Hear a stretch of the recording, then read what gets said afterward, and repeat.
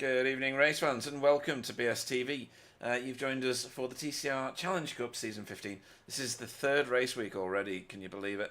We're at Road America and we're at the full course. I'm Pete Bingham and I'm joined in the booth by Sir Alan Toon. Good evening. Good evening, Pete. Good evening, all. Wow, Yes. how very exciting. I love this place. Yeah, But you're so right, the season. Are we into week 3 already? we are, and it's obviously Christmas week, so we trust that everybody had a fantastic Christmas. We do know that Craig Jones had a fantastic Christmas because he's in recovery now, isn't he, Alan? Yes. But well, he's waiting for this surgery, isn't he? He's going to have Oh. a monitoring thing stuck inside his chest. So we're waiting on that. All right. Okay. Well, that's still positive stuff. It's Yeah. So well, it's very good. It's very good because it means that A, we've got a diagnosis, and B, we've got a treatment. yeah. But that's head, shoulders, knees, and toes, as the song goes. Better than what we had the last time we spoke. So that's great. Um, I remember that song. I went to school. Head, shoulders, knees, and toes. Knees and toes. Anyway, 41-degree track temperature is not cool at all. That's quite hot. And it's only set to get hotter as we go through both of these races. We are at Elkhart Lake, even in the fantastic US of A at Road America, with some of the greatest endurance racing you'll ever see at this track. But tonight, folks, you've got TCRs. You've got a 20-minute race followed by a 40-minute race with a 5-minute gap in the middle. I think, yeah, it is 5. Or is it 10? It could be 10. I don't know. With a reverse 15, everybody's on 35% fuel. It's been terribly exciting up to this point in the season. And if I change a few things, let's go to this. And we shall go to this. And we shall go to a camera. There we go. So that puts us on to Wobbly Kneecaps, who currently is the fastest man in practice. We should remind everybody what they're racing for, Alan, shouldn't we? The silverware, said in the loosest possible term, is about to arrive on your screen now. You're not going to show him again, are you? Oh, yes. You've got a nose of steel, honestly. Well, I paid enough for it. I might as well get it on the screen, Alan. Oh, dear. That's what everybody's racing for, folks. The coveted BSTV TCR Challenge Cup Season 15 Champions Trophy. There are certificates with wonderful gold embossed stickers that are 20 times bigger than I expected them to be when I ordered them. So yeah, there's lots of fantastic nonsense for people to win in this league. Right, we should talk about the standings before we get any further at all. Let's have a look at pro standings. Clicking something. I am clicking. I've clicked. So, Sam Blees and Spencer McCarthy running away with it a little bit. So, 289 points for Sam Blees. We're on the left-hand column at the moment, folks. Spencer McCarthy's on 239, so 50 points behind. He's missed. No, he hasn't missed a race week, has he? He's been for both. No. Then Matt It's Elmore. quite a healthy gap, isn't it, in It such is. a short time? I know. Flashy Elmore had a very, very good race week last time, if you remember. Did he actually win a race? Or did he just come very close to winning a race? He got a podium, did he? Yeah. I'm just going to go and find it on here. First race, what happened? Sam Blees, David Johansson, Jamie Jeffrey. And second race last time was... Yeah, Spencer McCarthy, Matt Elmore, and Big Mig. Yeah, very good. So, yeah, and then David Johansson just outside the top 3 in 4th place on 191. So he's very much in the thick of it, as is Stephen Walker. 39 points, 41 points behind David. David Corpus, Jamie Jeffrey, Miguel Freitas, Jamie Wilson, and Carl Hardy round out your top 10, folks. Your fastest Still man. very close, though, Pete, isn't it? You know, well, we're yeah. right early days and everything's to fight for. Absolutely. There are 31 cars in the pro category. Are they? No, hang on. That's wrong. Well, that's a lot of cars if it is, isn't it? A lot I think of pros. 21. 21 cars in the pro category. And then AM... Oh, let's just go to pro class. Oh, that was pro class. Let's go to AM class. Keep with me. I'm terrible. Tony Walker and Stephen Woodcock basically on the same amount of points, 160 and 159. That could not be much closer, unless they were on exactly the same points, Alan. Oh, no, I love that. This is This is a very nice, very, very nice chart. Seeing Tony on the top is brilliant, you know, and Yeah. JB in third, you know, two of our long-standing drivers that we've seen rising through the ranks for season after season, and they're there sitting there loud and proud, and yeah, this is shaping up beautifully. It is, yeah. I'm just going to try and figure out why Steve Woodcock is still showing as Steve when he should be showing as something else. So just let me smash that a bit and then go back to here a bit and do a bit of this a bit. Nice, lots of nice new names as well. It's just been a fantastic influx of clearly talented, skilled drivers. Yeah, definitely. And I've just changed Steve to Tom on the website. Don't know why it wasn't showing, but it's back to what it should be now. So yeah, JB in third, Matt Flannery in fourth, and Owen Patterson, sorry, in fifth. And then Ike Leku, Pete Van Gool, Roger Morton, Jason Kiley Haddington, and Arnaud Chenonnier make up the top 10 in the AM Championship. A few drivers not here, as you'd expect in the week between Christmas and New Year. I think there's quite a few family things going on. Right, so overall standings. Where does the first AM class driver? It's Tony Walker. He's in fifth. He's in fifth overall, Alan. That's brilliant, Fantastic, isn't it? Yeah. No, Oh, and we're thrilled, Tom Tony. Woodcock's right behind him, yeah. Yeah, that's just sensational. They're just doing a fantastic job for the AMs as well, because they're firing, you know, way above where the rest of the AMs are, aren't they? It's amazing. It is absolutely brilliant. And then team standings. So Hydro Race, Geodesic Racing, as you'd expect, seeing as they're both at the top of the charts, are on 528. Spectre 6 are on 418. That's not insurmountable. You only need a few disasters along the way, and that could be munched up. And then Sim Racing Grid, which is David Johansson, Kevin Daniels, and Tom Woodcock. They're doing brilliantly well, chasing down the Spectre 6 boys and staying ahead of BSTV Esports Pink. And then Lurchus Academy, who's new to us this season. Well, they were in the last two races of last season, but they are in fifth place. They're doing fantastically well ahead of Safeguard. So it's great to see the new mixing well in with the already established. Very healthy league we've got going on, isn't it? Let's hope that continues for a very long time. Any surprises in there for you, Alan? No, I don't think so. No. It's nice to see new names, and it's great to see the competition, and great to see how well the AMs are doing. Yeah, definitely. Holding up well and flying the flag. Well done to them. Yeah, one thing I'm going to do just quickly is I'm going to increase the volume of iRacing, because that was a request made between races. So that's done now, so that they can hear the gear changes when you're on board, etc. Right, let's have a look at driver of the meeting. Very coveted trophy. We have got 4 in first place at the moment. Andrew McKinley, who's not here. Tony Walker, who is. As is JB and Sam Blees, all sharing the top spot together at the moment. Again, as Alan says, early days. And then to Alan's Safe Driver Award. He's only done one race week, but he's already looking like he's going to show at the top of the Safe Driver Award. It's Big Miguel Freitas. Not only is he fast, he is also very, very safe. And last time they were picking up incident points at Mategi as if they were sweets, Alan. Yes, it was a good place if you want to collect incident points. Maybe not so great for your Safe Driver Award totals, but no. We know that this can change a lot. It doesn't take very much to change these standings. No, it doesn't. Not at all. Right, okay, we've had a look at that now. Let's get back to what's going on in practice.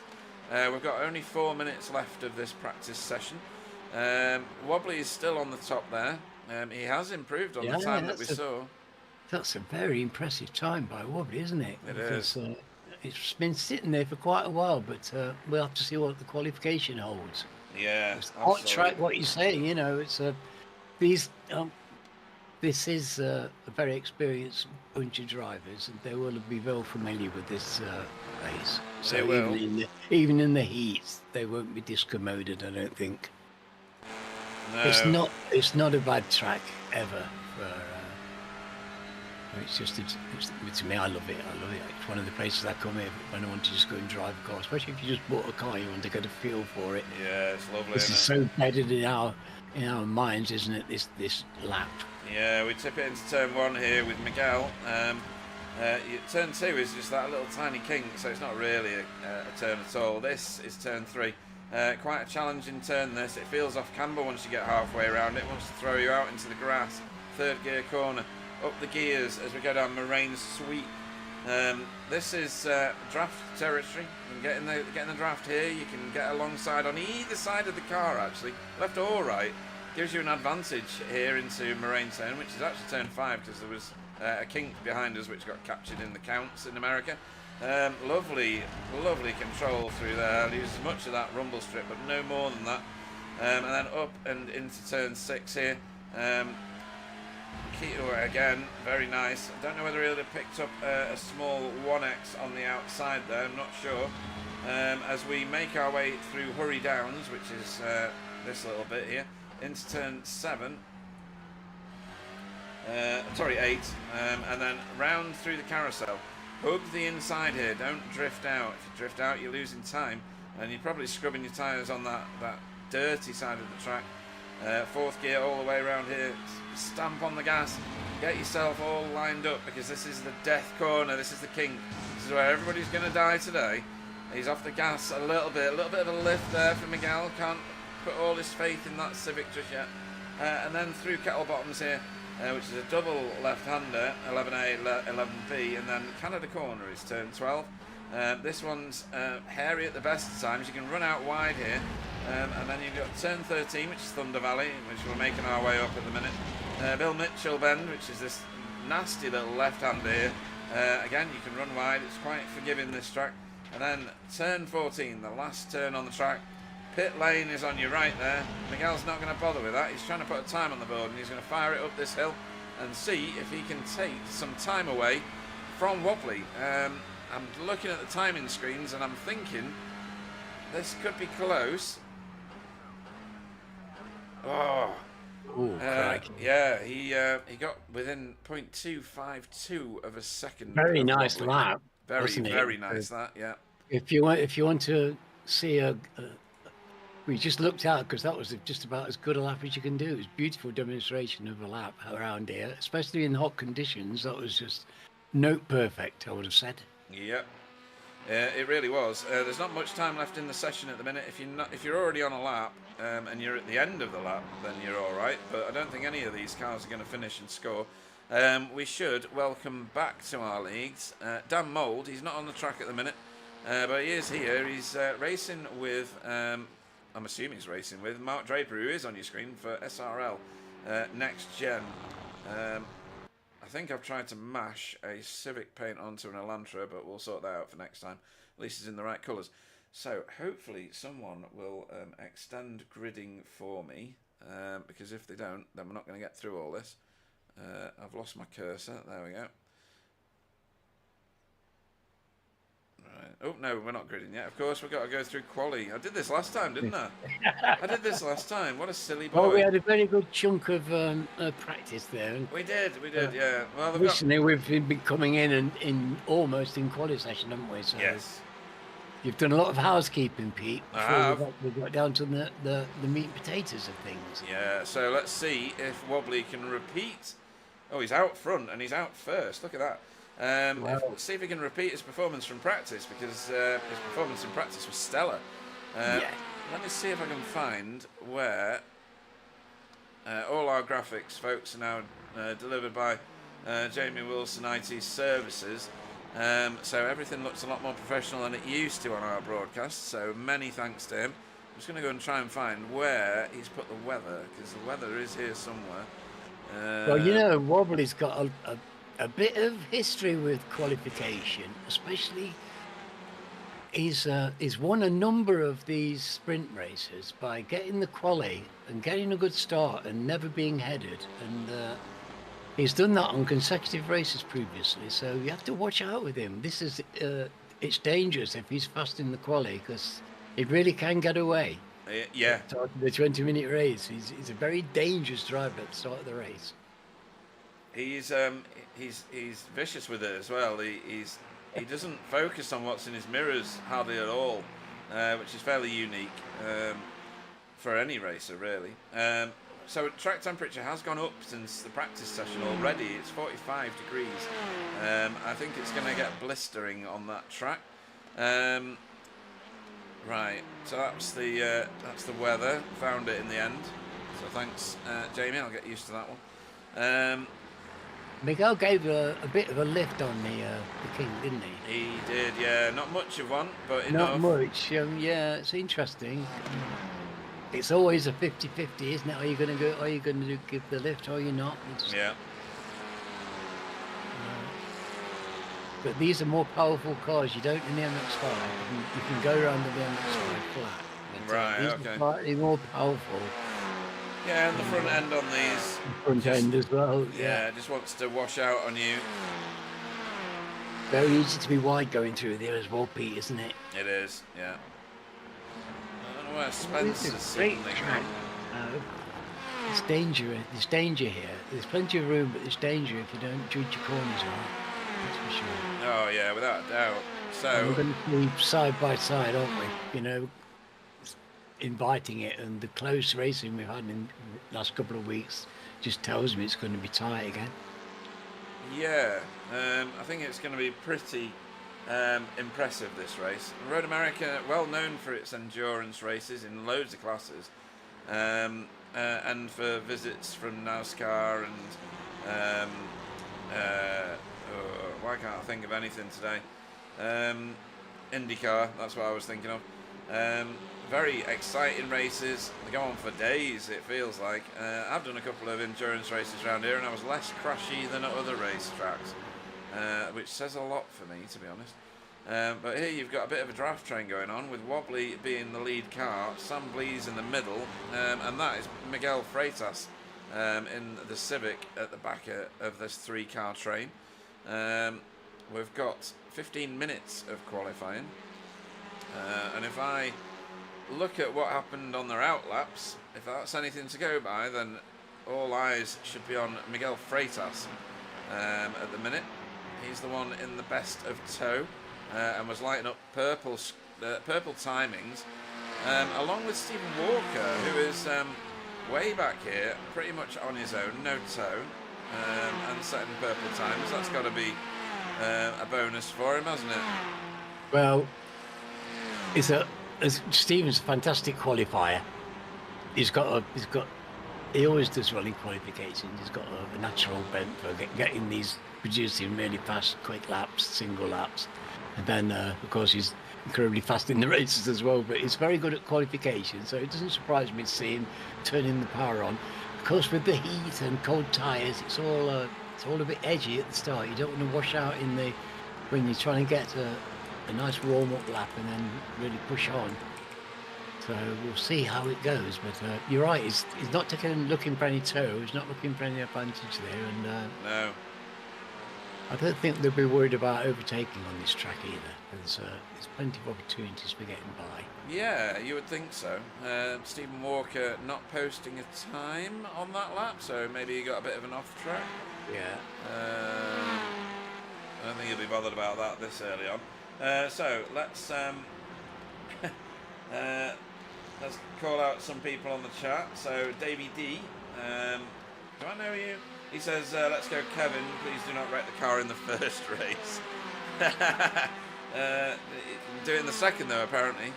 But yeah, so we've got one Kevin fan out there. Where is he at the minute? He did post a time, didn't he? Maybe not. Maybe he didn't post a time in that round. Yet. Yeah. There he is, Kevin Daniels. Yeah, he didn't post a time yet. Fiona, you've got to get a clean one in, you know. You've got to get a clean one in. Yeah. Who's Puck? I don't know who Puck is. Puck needs to tell me who they are. But he says, go Pete. So he's my favourite person at the moment. Obviously, with you as an exception, Alan. And Are you then sure? Are you sure it's you that they're talking about? well, it might be Pete Van Gool, eh? It'll probably be Pete Van Gool. I'm going to claim it though. Screw it. Buck's his daughter. Is that right? Yeah. Ah, okay. Damn it. Thought that was a vote for me. Fiona says that they're going to get a safety car because Mig and Wobbly are looking like they're so close on pace that they're going to be muscling each other off. And Aunt Woodward says good evening to us both. Good evening. Yeah, he should be racing though, shouldn't he? There's no V8s. Yeah, I mean, he's I'd got no love to excuses. see him on the track. The fish aren't biting now. No, I know. There's only 7 places left in the league. Come on, Auntie. Right, so where are we at? We have Wobbly on the top spot there. That's a good second or more slower than his previous best. There you go. He's got in the 20s now. He's purpled. Oh, there we go. Oh, look at that. Miguel Freitas, only half a second off him. Oh, as he plummets. And where did David Johansen and Stephen Walker get those times from? That's very impressive, Alan. They weren't doing that in practice. I don't think they felt the need, probably. No, I mean, I think there's some sandbagging going on here. Yeah. Well, we're stacking up an awful lot of cars in that 1 second, aren't we now? We are. Yes. What did we say about close racing? I know, these guys look like they're in a race. This is this is flashy Elmore and David Corpus. Excuse me, from Lurchas. So there's 2 Lurchas teams. There's Lurchas Sim Racing and Lurchas Academy. These guys are Lurchas Academy at the moment. In fact, there's no Lurchas Sim Racing in here at the minute, so I can't get that wrong. There's only the Lurchas Academy cars. They're these red and black ones. That's David Corpus, and Ika Leiku is back here. Ever so slightly different paint scheme. Shade of red. Yeah. Which reminds me, Pete's cars out there as well. He's shades of red. Where's Pete? Pete Van Gool. Where is Pete? Yes, where is he? He's on track. There he is. Yeah, look at that. That's a bit more of a blood red, that, isn't it? That must be, why has his banner not worked again? Good grief. Anyway, I'll sort that. I thought I had sorted that out already. Right, so your provisional top 3 is Wobbly for the time being. Stephen Walker, I should talk a bit more housekeeping here actually for those of you that are new to watching. In the windscreen banners you will see that some of them have got blue and yellow. That would suggest that they are a pro car and they are a previous champion to our league. Stephen Walker being a previous champion, his number board is in yellow numbers.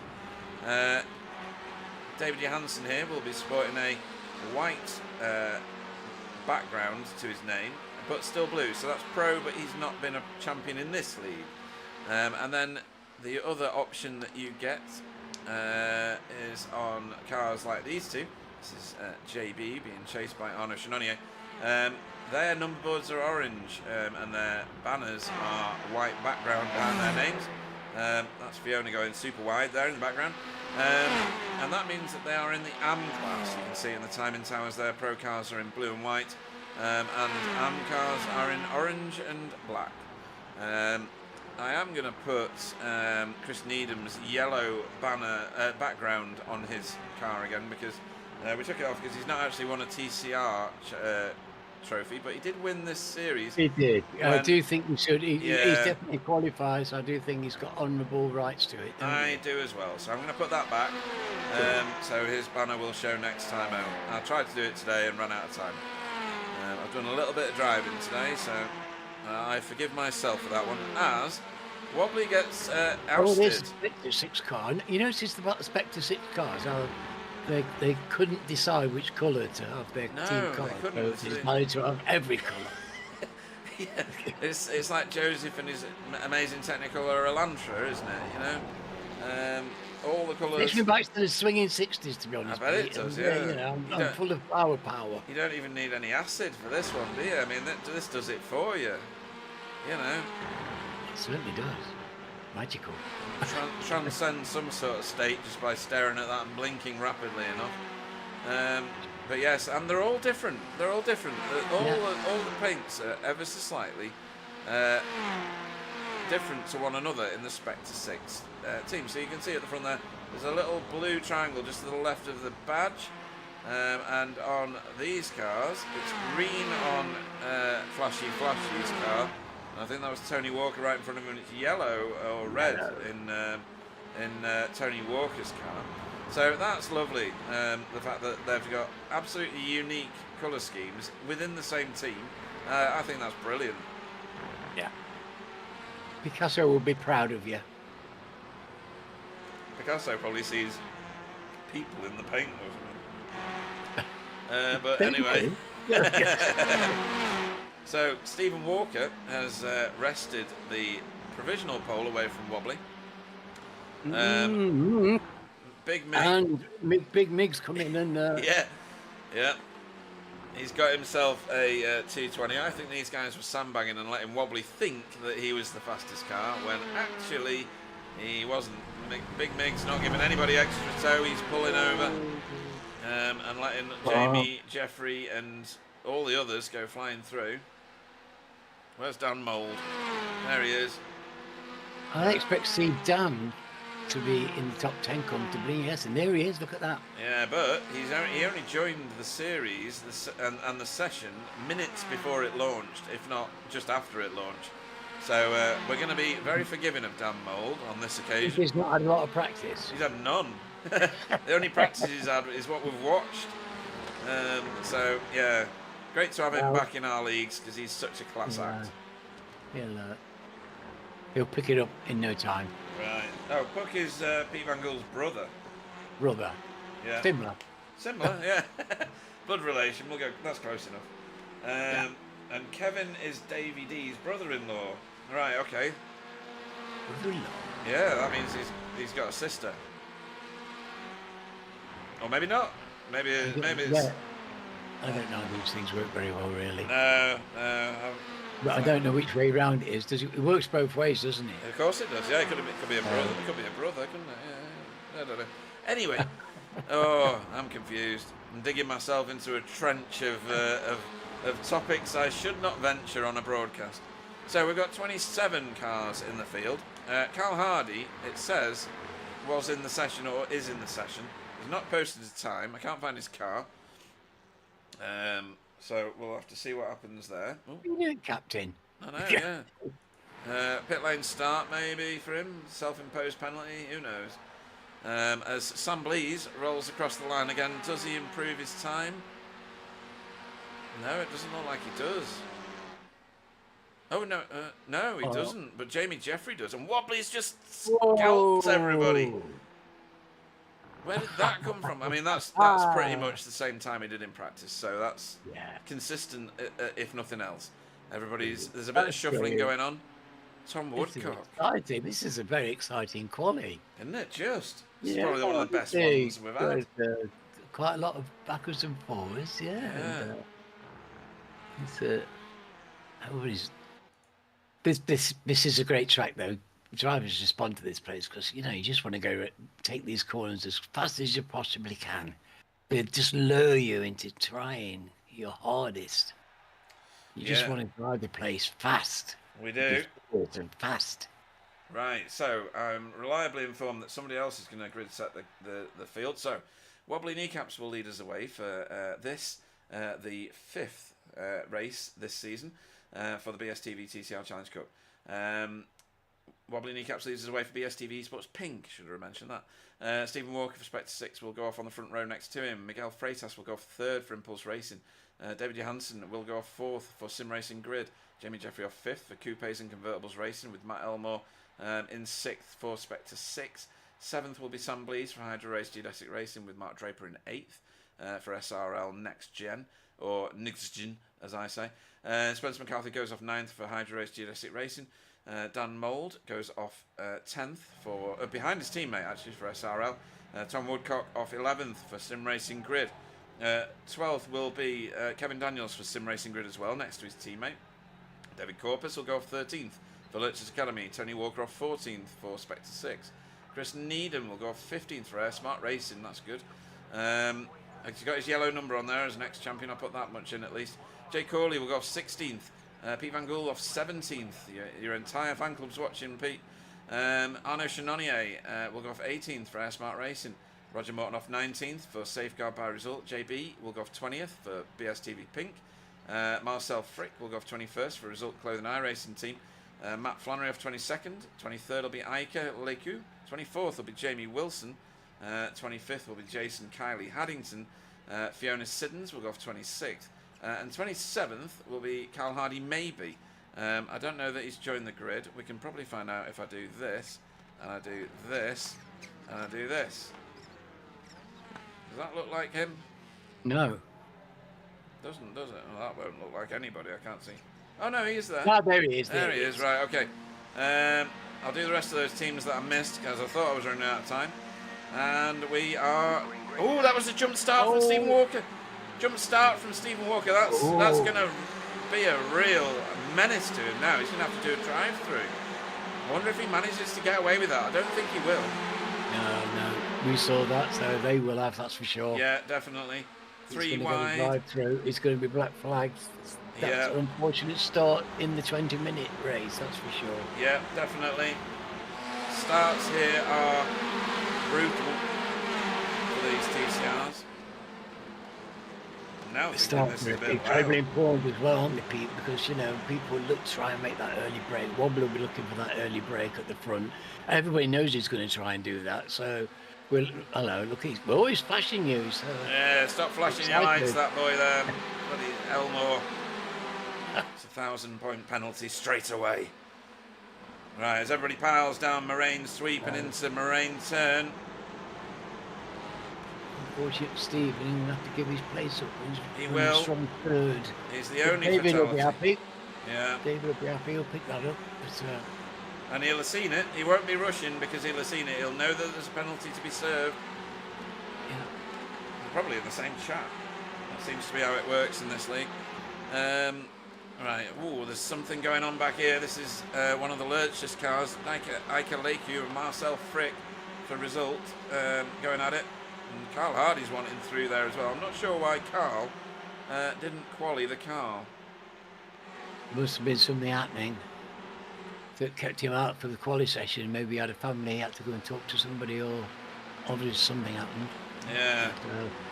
But, unfortunately, he couldn't set his time, but he won't be bothered about being at the back. He loves this place, so he'll be trying to make his way through the field, and he's already set off to do that. Yeah, nobody's been ejected so far, as in they've not died in the scenery or anything. Roger Morton losing a place to Pete Van Gool there. That was. Oh no, he didn't lose it. He didn't lose it. He was contesting it and then backed out of it. Sorry, my bad. Right. Old adversaries, of course. Yes. Lots of history in the MX5 between them two. Right. I love to see people out of the other cars in this car, particularly racing and away from the MX5. It's a grand change. It's a very, very different. Hard to imagine a more different car than an MX5. These TCRs, they're so completely different. Wildly different. Right, so Big Mig has still got Wobbly driving honest at the moment in this sprint race, 20-minute sprint race. Flat out at the front, Pete. They will be, you know. There's no old bars, is there? You know, in this 20-minute race, it really is a sprint. It's eyeballs out, and they're just going for it flat out. Yeah, Sam Blees pressuring Flashy. It's all right if you kill him. He was flashing his lights earlier, so it's fine. Oh. Yeah, but look at Big Mig. He's under pressure from Stephen Walker here. And Matt Elmore getting elbowed out by Sam Blees. Wow. Or is he? Into Hurry Downs we go, side by side. Well, we're going to see side by side here tonight, aren't we? This track is made for it, and these guys have got the skill and the aplomb to pull it off. He's going to stay side by side. That's Tony Walker, is it? Oh, no, Spencer. Well, we're going. Oh my word! If we go around here side by side, that's very hairy on the outside. I don't look. I'm looking between my Uh, fingers. Oh, that was netcode. oh, That was netcode. really? On the Yeah. carousel, right? Just what you Yeah. need. He's sideways. Oh, oh, And I grassy think, grass. yeah, I think Mark Draper behind got a bit target focused. He went the same way. So Flashy loses a couple of places there. Oh, and another to Jamie Jeffrey. And maybe another here to Dan Mould. Not yet, not quite No, anyway. oh, I think he managed to stop the rot just. Yeah. Ant Woodward is being nostalgic and thinking back 1,000 years. He said he once beat 5-time world champion Chris Mary Jackson round here in the V8s. Yay! He says he rarely mentions it, him being so humble. Yes. Said no Woodward ever. Way to go, Ant. Well, that is something to be proud of. It is. He probably woke up afterwards. Oh, there we go. Jay Corley trying to go around the outside of Arnaud Chenonnier. That's not going to work. That's too much track, that, to go around. And he's about to get Pete Van Gould, Alan. Oh, hairy business. Oh, no. Whoa, no. This is a difficult corner. It is. We're going to autopsy that in a minute because that's Pete Van Gould. He didn't hit anything, but he's going to be well out of position and much delayed now. Hopefully his car's all right. Yeah, and Jay Corley in front of him. The other protagonist in that one. What's going on up here? There's something going on up here. This is at Moraine turn. Jamie Jeffrey and everybody. David You do worry Corpus. about solid air when we're in such close quarters, don't you? Yeah, that last one wasn't solid air. That was just two people arguing over a position. Yeah. Look at this lot. Look at this lot. Oh, yeah, I didn't look. Sort it out, lads. Look at that. That's ridiculous. Okay, right. That is Carl Hardy taking a position from JB, I think. And also... Roger now, goodness me, he's Yeah. making ground rapidly here. Yeah, that's Ika Leiku. He's placed 8 places. Yes. It's pretty impressive in 6.5 minutes.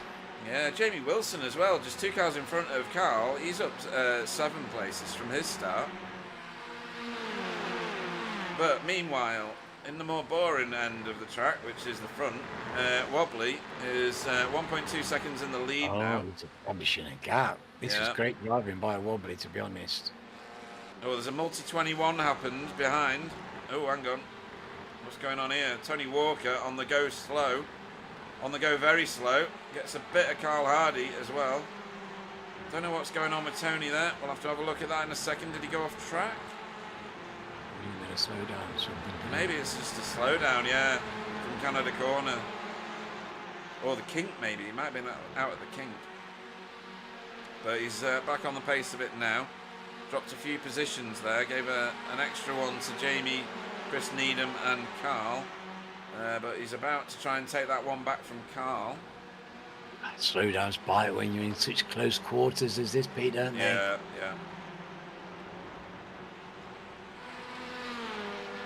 Stephen Walker, this is lap 4 and he's not pitted the car. So I think he's got away with that jump. Wow. If he has, that amazes me. I mean, it was the slightest of snatches onto the clutch, but it definitely moved. Definitely moved. I've had plenty of black flags for that. Yeah.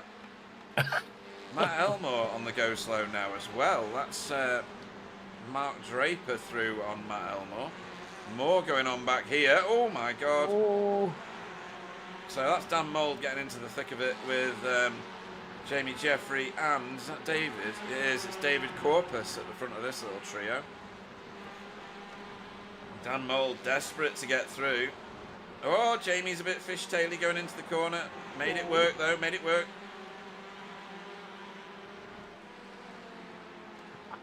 Oh man. Oh. It's going to end in tears if you do that, boys. Oh. Well, they think they can handle it. Yeah, they do. So, Right, eventually we'll get... it's tight racing. If we don't get towards Topsy that Pete Van Gool incident, then apologies, folks. It's just that there's too much going on. We're going to have to go back to these two because Jamie, Jeffrey and Dan Mould absolutely throwing it all at the track. Two exceptional drivers. Oh, yeah. And you can expect fireworks when they go at it, and Tom's. And we're seeing it now. Ika Leiku just picked up a position from Carl Hardy. Oh, my word. It's going to terrify anybody on the grid next to that. Oh, where's he gone? Oh! Turn right, turn right. Nice one. Well done, Ika. As he lost one place, he's going to lose two. He's going to lose two, maybe three to JB, actually. JB's going to get the next one to pop out. So he's going to go around the outside of him. That's good. And oh, he's absolutely... Oh, no. Oh, no. So that was a bit late braking for Ika. A bit too late braking. He did well to save that, though. Crikey. Where's Roger? I thought he was a goner there. Yeah, so I thought Roger was, but Roger saved it as well. Roger did a great save as well, but yeah. Oh, they're all queuing up back here. This is Jay Corley is now back here with JB and Ika Leiku. Well, there's nowhere on the track where they're not racing. Whew, gee whiz. Right, we're going to have to go back to these guys. Up everywhere, isn't it? Yeah. So Jamie Jeffrey has managed to get rid of Dan Mould's affections and put David Corpus between him and Dan now. So Jamie moving forward. In front of Jamie is Tom Woodcock. I mean, good grief, he's fast, isn't he? He's demonstrated serious pace. Well, he's the most northern of the AM drivers. He did this last week as well, if you remember. He did. And in the company with Tony. It was Tony last week, wasn't it? Yeah. Yes. Right, we're going to have to go back to almost the tail end. Oh, hang on, no. Look at this. Wobbly has been caught. Well, they've taken a second off him. That surprised me. I wonder how that happened. He must have got a slowdown. He must have done. Oh, it wasn't on the last lap. It must have been on the lap before, because the last lap it was pretty damn quick from him.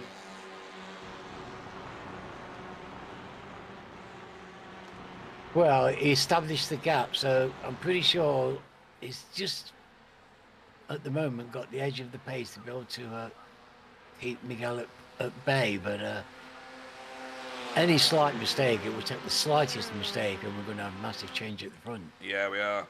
Right, we're going to have to go towards the back of the field again, because back here where Marcel Frick is, well, everybody else is here as well.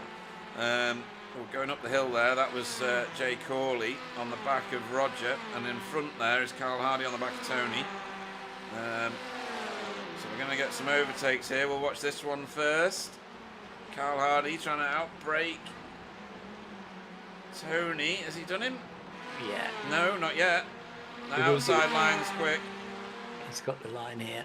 Roger's doing the same on Jay Corley behind. Any cutbacks for Tony? Not this time. And Roger gets Jay Corley as well. Very fair driving though by everybody. Very good. Very clean. Hats off to you all. Spectacular racing. Right, we're going to go... Yeah. Ooh, what was that? Where's Dan Mould? Dan Mould's in the pits. Oh, no. Hang on. This is what happened to Dan Mould, and we're going to have to be quick with this because the lead is under threat. Who's that bearing down on him?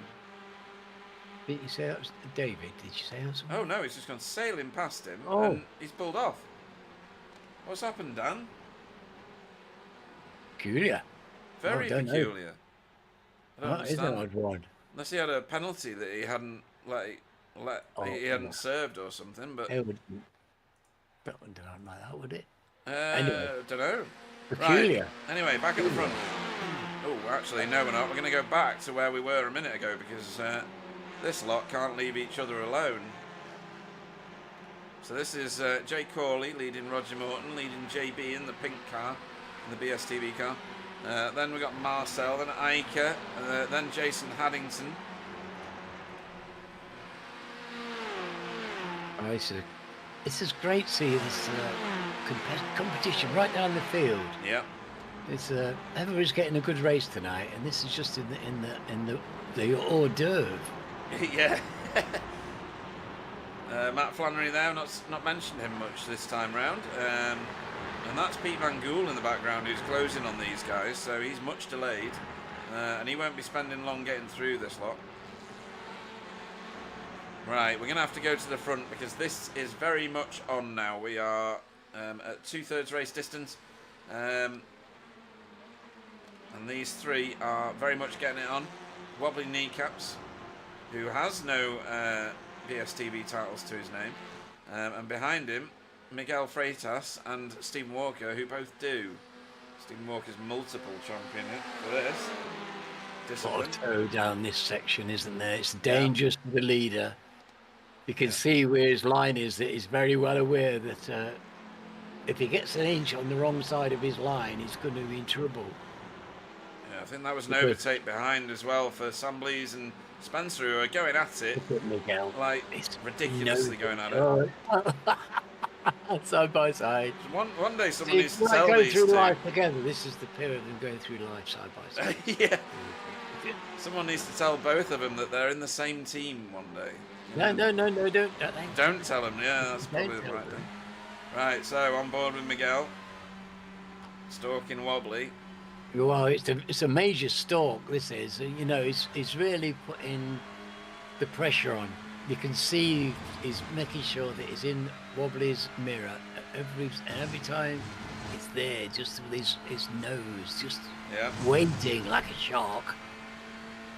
And the slightest error, this is fascinating racing. Right, we're going to have a quick sketch down the field here because behind them, the two geodesic boys are still absolutely thrashing it out. And are they now, closing the cab? No, they're getting further away from the lead group because they're scrapping. And Mark Draper's joined them along with Flashy Elmore. Yeah, well, that's great. It's great to see Matt up there with them, isn't it? It's a fantastic performance. To be running with geodesic is fantastic. It's feathering anybody's cap. You can run with those guys. Yeah, Jamie Wilson is right on the gearbox of. Well, it's not on the gearbox. Arnaud. Gearbox is at the front, isn't it? This is Arnaud Chenonnier, yeah. So, oh, hang on. Spencer's giving Sam grief again. Or Sam's giving Spencer grief, rather. Formation drive. I think they just want footage on the broadcast. I think that's why they do this. Is Kevin still having a full car? Davey D wants to know. They're not far behind this group, actually. Kevin has a full car, including boot and rear spoiler. That's quite good. Right, right, back to the front because Miguel's having a real good look, isn't he? Or is he defending? No, he's having a good look. No, he's this last lap and a half. He's really been making sure that Wobbly's very aware there, and we know that he's got that dazzling burst of pace that he can produce. Yep.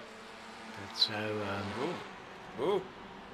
Jamie had this position for about a nanosecond, and now Arnaud's taking it back. And his teammate is that? Yeah, that's Chris Needham just behind. So no friends for Jamie and his Chimera car. It's all. Arnaud's a late breaker by any definition. Yeah. So Jamie will be aware of that, and they probably won't want to contest a corner braking madness session too much. No. That's a good way to describe it. Chris Needham putting mega pressure here onto Jamie at the carousel, but he's not going to make anything work through there. And that is Carl Hardy. He was crept up behind him. Whoops. And he's going to want to get through this group as well. And he's whoa! Through the kink! Don't be doing that! What on earth are you thinking? Anybody? Do you always call it a collie? You know, oh my God! That's a big one. That's a big crash. No, he hasn't. Oh dear. Oh, it's such a shame. Yeah, no steering on that car for Chris Needham. That's toast. Yeah, with no butter. Right, so Chris Needham got out of shape, and then Ah, he got a little tag from Carl, and then Carl came through, and then Chris got wall oh, fishtaily. I think there was something broken on Chris Needham's car, and then I mean, lucky in inverted commas that it was only two of them involved in that.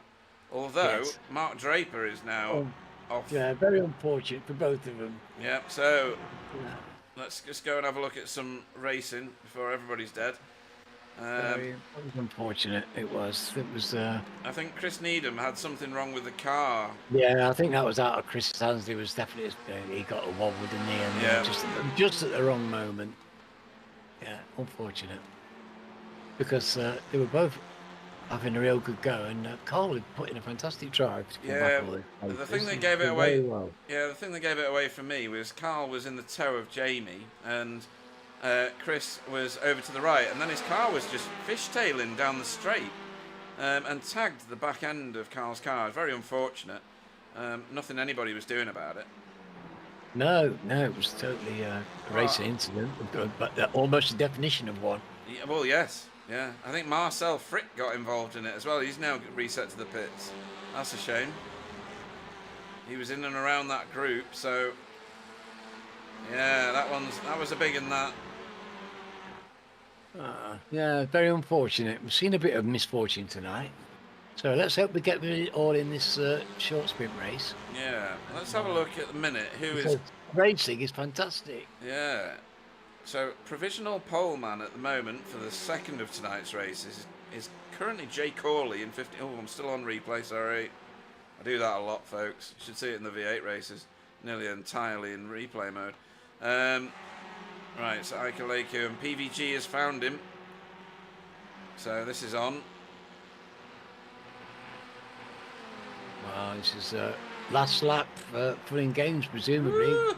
Presumably they've got white flags in their cabs. Oh, crikey, yes, we are. We're going over the line now. We're over the line. Whoa, flashing lights everywhere. So Wobbly managed to keep that in the end from Miguel. What a drive. That was some drive by Yeah. all of them, wasn't it? Spectacular, exciting racing. Very. Just what we expect to see. And clearly Steve got away with it. Yeah. Flashy, doing exactly that over the line to get himself a 7th place. He's doing very well. David Great Johansson. drive by Tom. Yeah, and Tom. Yeah, fantastic. Top of the AM class drivers. Arnaud Chenonnier getting 2nd in that class. That's excellent work. Very He drove nice. brilliantly as well. Yeah, Tony Walker in 3rd there. Right, we'll let everybody else finish because there are still some races going on. Oops, I just need to find a camera for them. I seem to catch everybody after they've crossed the line. What the hell's going on? So I was just about to come out and join the race. That's the enthusiasm we like. Yeah, and then the two very delayed cars. This is Chris Needham, and that back there is Carl Hardy. So they managed to get back on the track with their fast repair used. I suppose they weren't that far from pit road in the end, were they, where they crashed? Suppose there's some kind of shine on the but Yeah. honestly, it was very unfortunate for them because they would have been well excited. It was they were on racing close, and you know how exciting and engrossing that is. And when it just suddenly stops, you chopped off like that in your prime. It's a bit of a shuddering halt to things, and it takes you a couple of minutes to actually collect yourself. It does, and we're not going to hear the end of this, I don't think, because Wobbly's got himself a win. Oh, right. Let's go and have a look at the results for that race. Let's have a look at this. Yay, it worked. No, it didn't. Damn it. Hang on, that one. Heat 1 results. It's got Heat 1 results. There we go. Ah. I need to go back to the beginning because I was clicking buttons earlier. Right, so Wobbly is your race winner for the first of tonight's races, which is race 5 of the series, here at Road America for BSTV Esports Pink. Miguel Freitas, let me choose a different camera for behind. There we go. Miguel Freitas came home 2nd for Impulse Racing. And third and bottom step of the podium, Stephen Walker for Spectre 6. Congratulations to those three. And then David Johansson in fourth for Sim Racing Grid. Spencer McCarthy for Hydro Race Geodesic Racing took home fifth place from his own teammate Sam Blees. We saw them scrapping pretty much the whole of the race. Matt Elmore finished seventh, flashing his lights for Spectre 6. Tom Woodcock, the first AM driver over the line for Sim Racing Grid. Congratulations to him. Jamie Jeffrey, look at all the cars he's beaten there. Jamie Jeffrey finished ninth for Coupes and Convertibles Racing. David Corpus was 10th for Lurchis Academy. Kevin Daniels was 11th for Sim Racing Grid. And then Arno Shanoni, I think he finished with a full car as well, Davey. Arno Shanonier, second in AM tonight, in this race at least, finished 12th for Air Smart Racing. Jamie Wilson finished 13th for Team Chimera. I think he'll take that. He was up many, many places from his start position. Tony Walker finished 14th for Spectre 6. That'll do his championship hopes good, because he was already at the pointy end of that with Tom Woodcock. Jay Corley finished 15th. Roger Morton 16th for Safeguard by result. For Hydro Race Geodesic Racing, Matt Flannery finished 17th. 18th was Ike Aleku for Lurchis Academy. 19th was Pete Van Gool. 20th was Kylie Haddington for Air Smart Racing. Yet to see Kylie do a spin this series, so we'll have to wait for that one a little bit longer. JB finished 21st for BSTV Esports Ping. Fiona finished 22nd for Work Guard by result. And then we've got all the delayed drivers. So Mark Draper, 23rd for SRL. Chris Needham finished 24th for Air Smart Racing. Carl Hardy 25th for Safeguard by result. Marcel Frick finished 26th for Result Clothing. And Dan Mould, we saw him in the kitty litter for SRL, finished 27th and last. It's his first race with us with no practice really to speak of. So that is how that finished, Alan. Blimey, crikey. Yes, what a race. Yeah, should we have a look at the trophy again? Because it's just so majestic. This is it. This is well, I think it's a very exciting little trophy. I've got to say, I'll put it on my shelf and proudly. Yeah. Oh dear, crazy. Because it's going to take some winning. Without a doubt, if that was anything to go by, this is going to be a very, very hard fought league. Ant Woodward, dearie me, he's on there playing producer, I think. He's saying replay. It's like he says, it's not like you to miss the finish of a race. That's every single race. Every single race. Dearie me. Ant's got his tongue stuck so far in his cheek, honestly. I know, that's crazy. Gonna get his knuckles wrapped. And by knuckles, I mean something else. And then Shane Newport, let's go Jamie J. So the Jamie Jeffrey fan club has arrived. He did pretty well in that race. Has to be said, he was absolutely scrapping with all of them. I'm knackered. Can I go for a nap now? No. Oh. I need you to do all the work and push the buttons and do all the talking so I can sit there quietly sipping my whiskey. Thank you very much. Yeah. Yeah, so and Woodward's giving me a little heart with a little cross symbol in it. I think he's saving me. I think that's what that means. Saving the broadcast. So here's Pit Road. It's quite a steep climb into Pit Road.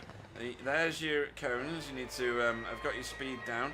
It's pretty slow Pit Road, this one. Second gear. Make your way up and over the brow of this hill. It's quite a long pit road. I don't think it's a no-stopper, do you, Alan? I think this one they're going to have to pit the car. I would say I agree with you, Pete, but you just never know with this lot. Because they, I've seen Sam try the impossible 3 times now, and he's pulled it off once. Yes, he has. Right, so I think we're going into... Are we going into the session?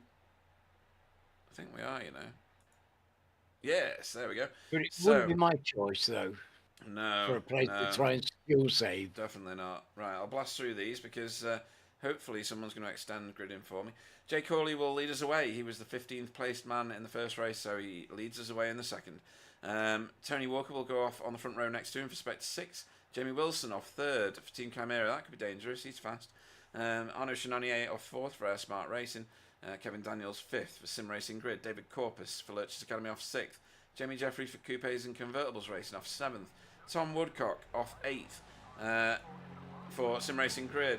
Matt Elmore off 9th, flashing his lights for Spectre 6th. Sam Blees off 10th for Hydro Race Geodesic Racing. Spencer, his teammate, off 11th in the row behind him. David Johansson off 12th for Sim Racing Grid. 13th will be Stephen Walker for Spectre 6. Miguel Freitas off 14th for Impulse Racing. Wobbly will go off 15th for BSTV Pink. Roger Morton off 16th for Safeguard. Matt Flannery off 17th for Geodesic Racing. Eichel Lakey off 18th for Lurch's Academy. 19th will be Pete Van Gool. Jason Haddington will go off 20th for Air Smart Racing. 21st will be JB for the BSTV Pink. Fiona will go off 22nd for Workguard. 23rd will be Mark Draper for SRL. Chris Needham will go off 24th for Air Smart Racing. Where I'm at. 25th will be Carl Hardy for Safeguard. Marcel Frick will go off 26th for Result Clothing iRacing Team. And then Dan Mould, if he joins us, he's not on the grid at the minute, will go off 27th for SRL, and that'll be an interesting race for him. Last to first challenge. Right. It'll be a lot of fun. It will. Whew, right. I hope he does join the grid. I do as well, yeah. It was a bit strange the way he pulled up, so I hope there isn't an issue with him. Ant Woodward says, awesome to see these full grids. It really is. It's a very, very healthy league, this one. Hopefully we can drum up the same kind of interest for V8s. Right, so lights are coming on. 5, 4, 3, 2, 1. No pressure on Jay Corley at all as he launches us away for our 40-minute enduro race. It pretty much is. Lots of shifting. Go on, Jay. Get to the front, son. And everybody else follows after him. That was a beautiful lift, wasn't it? It was. Just, we do like to see that, and Jay's got in and managed to keep in front. That's so important on his first lap. Yeah. And nervous leading the way out, and a lot of responsibility on your shoulders. Phew, blimey crikey, it's busy back here. Oh, too wide through turn 3. I don't like that one. That makes me nervous. And we saw it in the last race, actually. Right, everybody's safely round. Dan Mould did not join the grid, so he'll probably want to do some practice for the next one. Oh, here we go, Tony Walker. He's overrun Moraine Turn, and he's going to get mobbed here. It was a good attempt, but Jay Corley will be giggling. Well, got away. Yeah, he's away. Didn't lose any places through the attempt. No. And we've got the Jamies together coming up here. How many times have we seen these two together over the last however many years? Team Jamie. Oh, that was somebody very wide. Who was that? I can't find them now. But they were in a different postcode to everybody else on the track. I missed it, so apologies.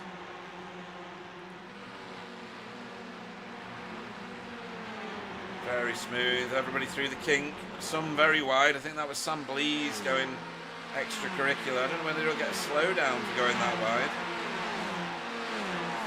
But that's David Corpus looking very interested in his position. Probably thinks he's going to get an opportunity because of the slowdown.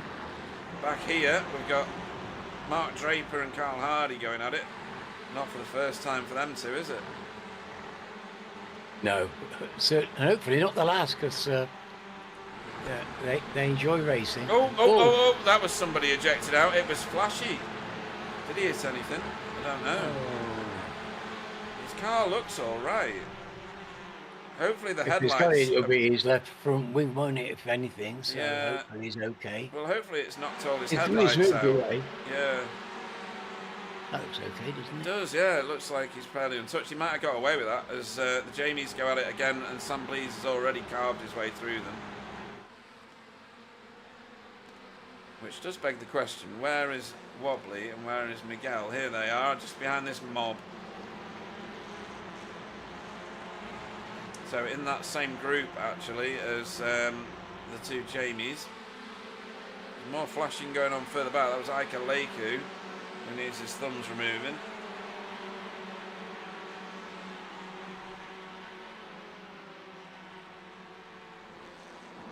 It's a bit dramatic, this, Alan. Oh, Spencer. They're, yes. We're still settling down, Peter. Yeah. Settling down period, mate. Look at this. If they're going to settle down at all, because Too wide. nobody's holding back. Nobody's holding back. They're too wide going for 3. And that's David Corpus. Who's that going off? That's Stephen Walker. Stephen Walker with technical issues, maybe? No. What is that? That's something wrong. That's something very wrong. Let's have a look at that again. David Corpus got caught up in something there as well. So Stephen goes through this right-hand kink here, and then just drifts. He's got no power. He's just coasting. I think he's lost all connection. And then Wobbly, well, David Corpus drives into the back of Wobbly, so he nearly got a tenner, but he didn't do enough. So I think Stephen Walker is the victim of a technical issue. Given the fact that he's still there on the live camera, would suggest that is exactly what is wrong. So unlucky. This is very that's unfortunate. chronic, isn't it? So he's out. We lost Stephen. He's gone, I'm afraid. Yeah.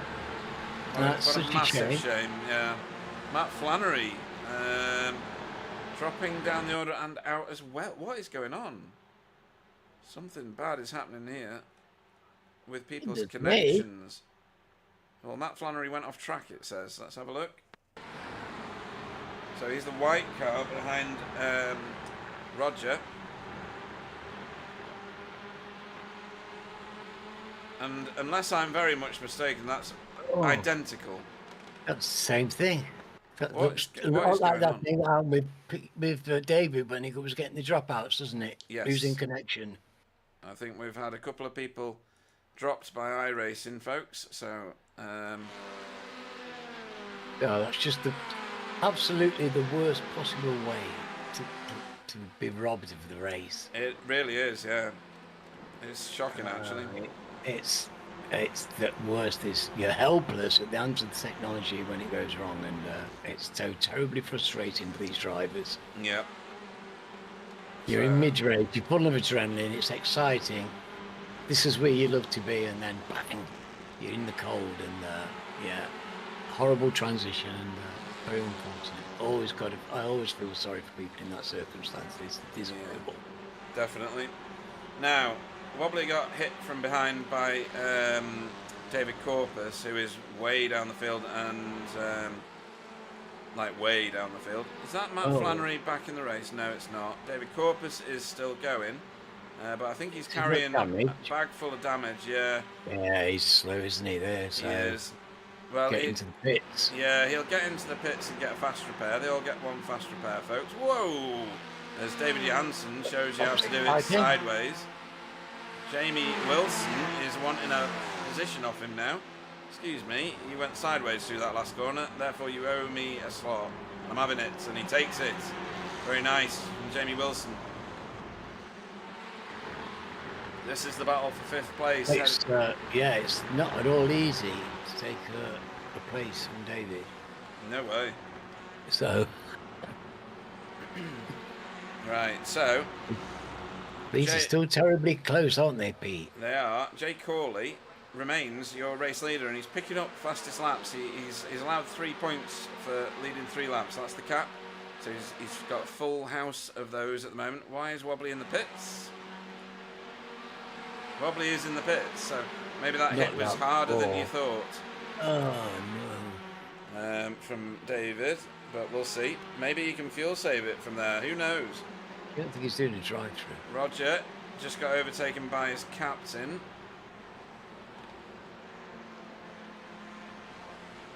Captain Carl. And now JB is lining Roger up as well. Stephen Walker is now rejoined the section. Oh, that's fantastic. But I don't know that he's going to... Oh, he is. He's on pit exit. Yeah, right, okay, excellent. Excellent work.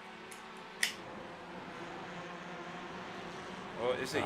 Or is he? Where is he? It's absolutely strobing on him. Oh, he's moving, but only about an inch. I think he's got either VR or vision or connection issues. I don't think he can see what's going on. Right, okay. So, this is Miguel, who has caught up with David Johansen, who's absolutely thrashing it out with Jamie Wilson here. Jamie's holding this together really well. He is. He's doing well. James is a very fine driver, and he's proving it right at this moment, because look who he's racing with. Yep. He's mixing up with some very fierce, talented competition there. This is a great drive by him. It is. Who's that? Ike Aleku and Carl Hardy just absolutely muscling his way through before the King out of the carousel. That was nice. But Ike wants it back, as all good racers should.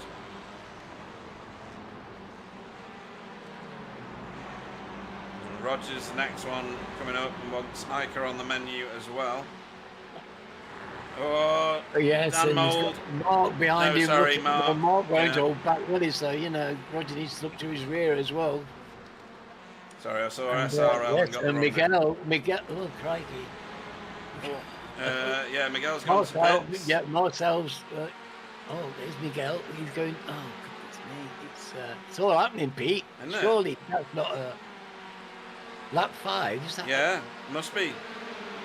There's a few in. Tom Woodcock's just entered pit road as well. Wow. So this is the earliest. So I think Wobbly's got some fuel saving to do somewhere along the way, but we know he's good at it. That's a very wide Marcel Frick. It's not easy to save fuel when you've got places to make. No.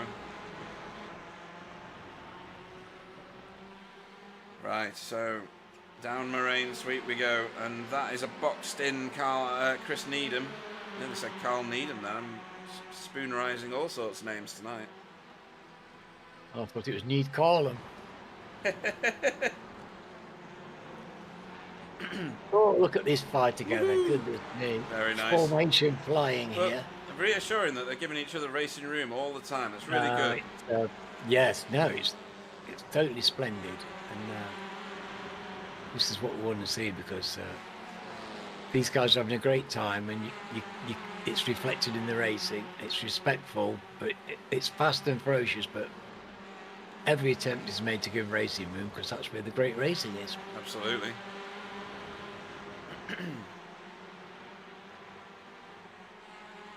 So I'm just going to nip away from these guys and look at where Miguel is, and then look at where Wobbly is. Wobbly seems to be the whole of Hurry Downs straight ahead of Miguel, who's just about to enter the carousel, and Wobbly is leaving the carousel, kind of. So Wobbly pitting it earlier has given him a bit, because they were together. Yes. It's given him an advantage, but that can only mean that he's taken less fuel, I would assume. He does think on his feet, so Yeah. that is a bit of an assumption, but it's probably not a bad one. And we do know how good Miguel is at judging these things. You remember what he did last week, where he just pulled all that time back with that miracle. He pulled loads of time back with the pit stop, didn't he? He did. So, JB and Flashy into pit road for their scheduled stops. Everybody's pitting early. I wonder if anybody's going to stay out long and late. Well, it's interesting. They're coming in by degrees, aren't they? There's not big 10 cars coming in one go. Not so far, anyway. It's, No. Twos and threes. Jason Haddington having a long stare at the inside of Fiona Siddon's car there. Ready to make an overtake. Matt Elmore still for oh no, I thought he was still for too long. He's not. He's out right where he was behind JB, so nothing lost there.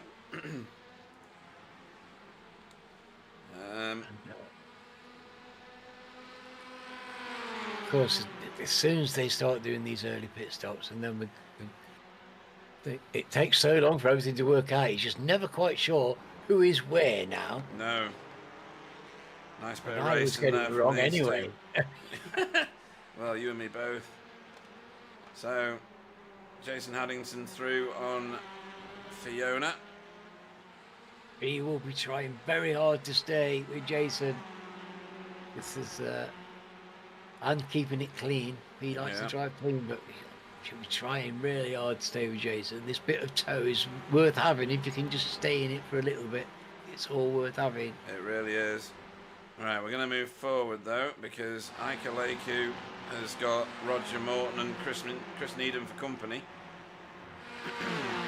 Well, Ika's going to be delighted about that. I think so, yeah. Going to get some good racing in a second if these two can sort themselves out, and that is Marcel Frick, who had an unfortunate incident in the last race. I think it was, wasn't it? Yeah. Yeah. Hence him being 10 positions up in this race. Doing very nicely, hanging on, and he's with this. You know, Roger's got good pace these days, so Marcel's doing very well. Yeah. Oh, hello, who's in the pits? Well, Arnaud is one of them, and Chris Needham is the other. So this is the Air Smart Racing pit window. Excuse me. It's are we going to see Kylie going in? No, Kylie's carrying on. So he's not being influenced by his teammates. Right then, on we go. Tony Walker is still stalking Jamie Jeffrey here.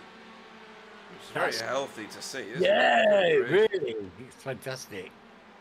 And just ahead of them, and only just ahead of them, this is the lead race, or race for the lead rather, which is what I was going to say the first time. Jay Corley leading.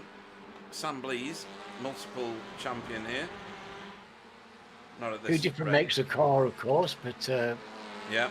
This is a very fair track, I think. I don't think there's any great advantages there for any of the cars, particularly. Seem to have a reasonable spread of ones at the front. We've got a Civic doing well, that's not. So, Elantra's good. So, I mean, the Honda through the carousel there looked mighty compared to the Elantra. It just romped around the corner with no effort required whatsoever, really. The Elantra's struggling a bit there, but then the Elantra's just munches away at it on the straights and in the toe. It's a nice dynamic to have in a race, actually. And I think when they rebalanced the cars, they did a great job, didn't they? They really did, yeah. And back here is Spencer. He's currently in 5th place, and David Johansson, also a danger, in 6th. Kevin Daniels still with all the bits on his car. Come on, Kevin. Yeah, come on, Kevin. At least beat your captain. There's nothing in these times. Spencer's 2 seconds. That's not a big enough gap from the chaps in front. No, it's not. Right, so let's have a look here. David and Kevin.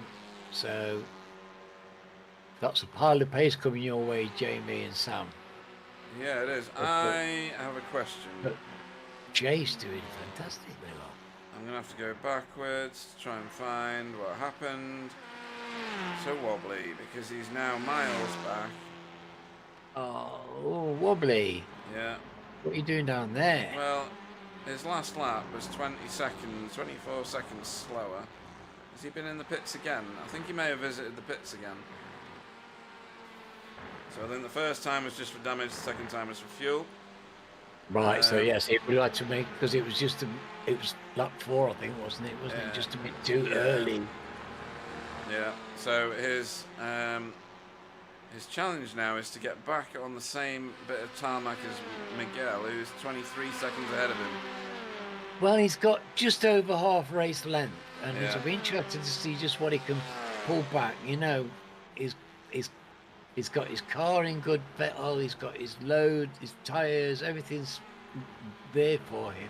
Well, you know what a fine driver he is. Yeah, he's just done a qualifying lap of a 2:20.9, which is so much faster than every other car on the track, like so much faster.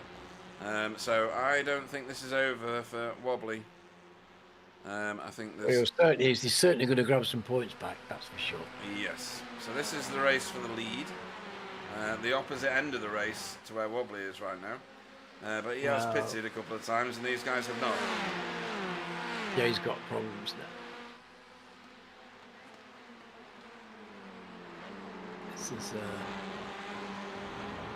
his lead's disappeared, and I'm not sure that he's going to be able to keep Sam behind him. No, there goes Sam Blease, I think.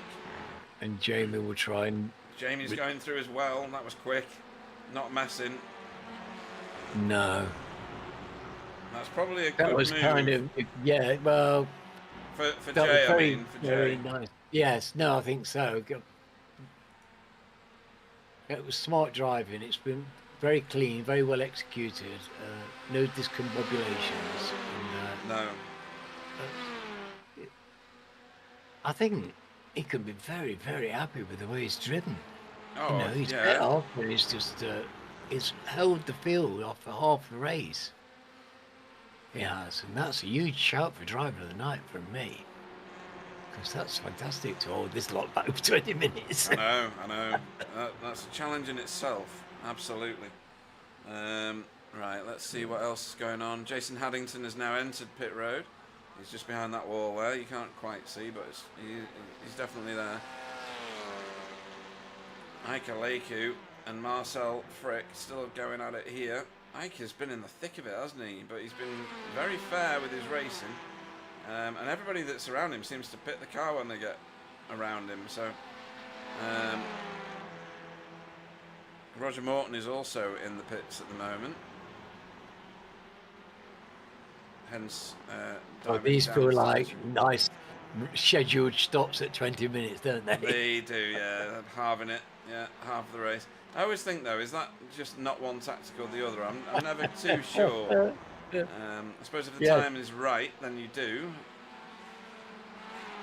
I do know what you mean, though. When you've got to 3/4 tank, it's almost, you might as well go and finish it off. Yeah, you've only got some laps on your lightest car, haven't you, if you know what I mean? Well, that's kind of what I quite often do my fastest laps at that point. Yeah. My eyes in, I'm relaxed. The rhythm's as good as it's going to get, and the car's light, like you say. And that's usually the point on the race where I go into a wall faster than I have done previously as well. Right, so Sam Blease is actually lighting up the timing screens now. He's got some clean air in front of him. Pete Van Gool is trying to get back on terms with Carl Hardy. Wow, this is going to be a good scrap between these two. I don't think there's much in the times with them anymore. No. Their last lap. If it was the other way around, I'd be favouring Pete with the MX-5s, of course. But in this car, Paul's mucho fast, but Pete's finding his way. It's fascinating. There's so much interest in the league at the moment. There's so many. It's still so new, and there's so many things working out. There's so many drivers settling in, and we just don't know how things are going to actually pan out, and it's very exciting. Right, what is even more exciting is not just that we've got Jay Corley and Tony Walker together here. It's that at the very front, Jamie Jeffrey is really quite heavily hounding Sam Blease. These two have yet to pit. Obviously, none of these cars at the front have pitted yet. And I suppose if they do, we will see. Sam seemed to go into the corner rather sharp then, but it worked for him. Maybe that's just how you drive the Elantra. We will see who is going to be the leader after all the pits. Where is Miguel Freitas? Miguel is 37 seconds behind Sam Blease. Ooh. Now, what do we think is the pit stop time? More than that. Right. Well, it's in their hands. They've still got the difference where the lap times are going to make the difference here, aren't they? Yeah. We've seen Miguel do amazing consistent laps, ultra fast speeds, and closed gaps that we thought were, that they turned out to be imaginary. Yes. So very, very interesting. We just don't know how it's going to pan out, and these drivers will be absolutely on the edge of their seats, driving as fast as they possibly can. Yeah, that was a definite multi-21 there between JB and Wobbly. What makes you say that? Tony Walker's pit road. Nice pit lane approach that. He was absolutely hammering that one. Let's hope he hasn't got the wrong side of a slowdown. Oh, well, we've seen it already this season. There goes Pete Van Gool as well. So both of them into pit road.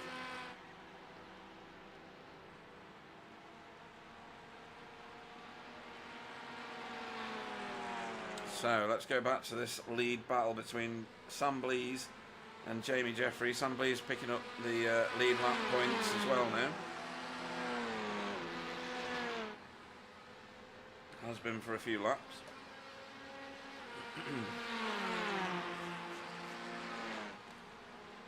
Wobbly has just overtaken Tom Woodcock.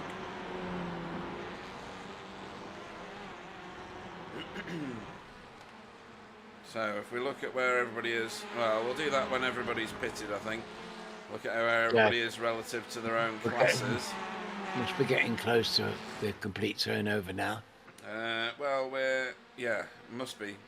We're coming up to 25 minutes run of a 40-minute race. We've got the top 9 cars have not pitted the cars for fuel yet. And we've got a very nice spread of blue at the top there. We really do, yeah. So there you go. So this is obviously the tactic. Yeah. And that's interesting because stacking my captain up against Stam in the pits. Oh, and David and Spence. Oh dear. Fingers crossed then. Yeah, definitely. Right, Mark Draper and Jamie Wilson. We've seen these two battling before in our leagues. Where's our Roger? Crikey, has Roger had a problem? He's 34 seconds off at the back, right at the back there. Doesn't sound right, does it? No, something's happened there. He's been in the pits twice. He must have picked up a knock or something. Because he was well in the thick of it, wasn't he? Yeah, his second stop was a very, very long stop in pit road. In pit box, rather. So he's taken on quite a lot of fuel. Or he needed repairs doing. So one of those two things is true. As Ike Leku makes his way into pit road. Oh, that's unfortunate for Roger because he was definitely holding his own and in the thick of things. And now he seems a bit adrift here. Though he's going to have Stephen for company shortly. Yeah. So this is flashy. Putting well, he's not putting a lap on. He's taking a position away from Fiona, but Fiona still owes us a pit stop. Ike Leku drops down the standings and is exiting now. So he's going to come out near Pete Van Gool, is he? Or behind Pete Van Gool? Probably around Chris Needham Wobbly area. Yeah, Wobbly's got through on him as well. That was one of the lower placed cars that hadn't pitted. Right, Jamie Jeffrey. All these coming together. Yeah. Front 8 all come in the pits at the same time. It's going to be exciting. I mean, Jamie Jeffrey is putting huge amounts of pressure on Sam Blease just by being that close to him. You don't need to necessarily pop out and show yourself in the mirrors, but sometimes it does help to unnerve the opponent. But just being that close, seeing P nothing on your delta all the time, it must wear away at you, right? It's Jamie's just taken advantage of all the tow. He's got the skill to do it, and he knows all about how to harass somebody on a racetrack. Yeah, he does. Yeah. So And you're right. He's going to be getting lots and lots of fuel saving done in the tow of that car. As Wobbly takes another position off Chris Needham this time. Kevin Daniels and Carl Hardy both have entered pit road. I think Kevin's car Kevin's all coming together because I could visions of everybody coming in at once and the bottleneck on the exit. Well, they must be getting close to it now, mustn't they? As in the end of their... They haven't got any fuel left. Yeah, yeah. So unless they're like pushing a ton and a half of metal around, I suggest you come into the pits. Yeah. Right, Wobbly has now got Fiona to pass. Fiona doesn't make it difficult, I don't think anyway.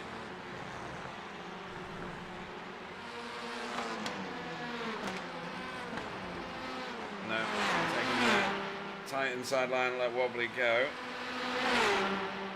And pitting the car, so Fiona to pit road now. Well, we wouldn't do that till it was on the last gasps. So right. Oh, look at this! Look at this! Very low now. For the lead.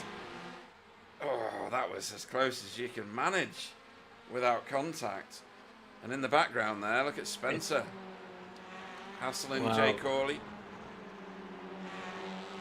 These, well, you know, Sam and Jamie aren't doing their lap times any favours. No, they're not. But it's great to watch, so we won't tell them about that. Yeah. And I'm not averse to Spencer catching them all. No. and that's David Johansson just behind these two as well. So we're going to get a three-way battle for third in a minute. But I think there's got to be some pit stops happening soon. I think the reason that Jamie Jeffrey was trying to put a move on him was so he got a clear run at pit road, which is what Spencer's looking to do on Jay Corley.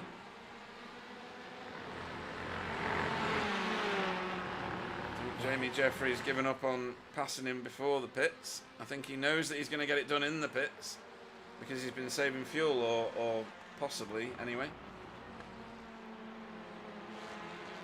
There we go. Pit lane. Here we go. Everybody to pit road. Everybody's bound to, isn't it? This is ridiculous. At least it's not all 9. Not yet. Not yet. Well, fortunately, we had a couple went earlier. Yes. Because otherwise it would have been. So now it's all on this thing. Oh, heaven. Oh, I thought Marcel was going to get himself a lead lap somewhere along the line by keeping out, but he's run out of fuel, or running out of fuel as well. So 6 cars in pit road, and here comes Big Mig.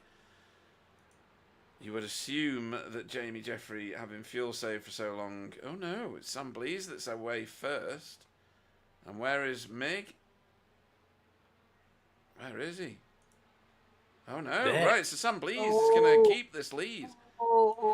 Is he? And so is, well, Jamie Jeffrey's out before Miguel as well. Oh, yes. Right, we've got a race on here, Alan. Game on. Really is game on. Oh! What on earth, David Johansson, happened there? He's got a beach buggy for a car now, but why is the question. Right, let me find that. I don't know what on earth happened there. He's only got half a car left. I wouldn't even think there was that much. Right, he's gone in hot, and that is... Oh. Who is that? I don't know who that is. Might be Matt Flannery. Oh. No, it wasn't Matt Flannery. Was it Tony? Could have been Tony. No, it was a Spectre car, wasn't it? Yeah. I think it was probably Tony. Let's have a look again. Oh, very unfortunate. Oh, look at that. Right, so Tony went sailing around the outside, and then, we're going to have to see it a third time, I think. So that was Tony. So, David slows up. Tony goes sailing right around the outside, gets it down for the turning point. Oh, I don't know. Oh, dear. And then he tagged Spencer, I think that was that he tagged. Ooh. Right. So, we'll pick the bones out of that later. Oh, Don't know why I'm on board. Oh, right. Yeah, I do now. That was just a very unfortunate combination of circumstances there. Yeah, very. Right, so this is JB scrapping with David Corpus. David Corpus well out of position here after all those crashes right at the start of this, where Stephen Walker exited stage right and never came back. Well, he did try and come back, bless him, but he couldn't get the technology to work, I don't think. And David Corpus makes his way, well, he tries to make his way around the outside of JB, and it's not happened this time. And his teammate, Ika Leku, says, well, if you're not going to do it, I'll have a go.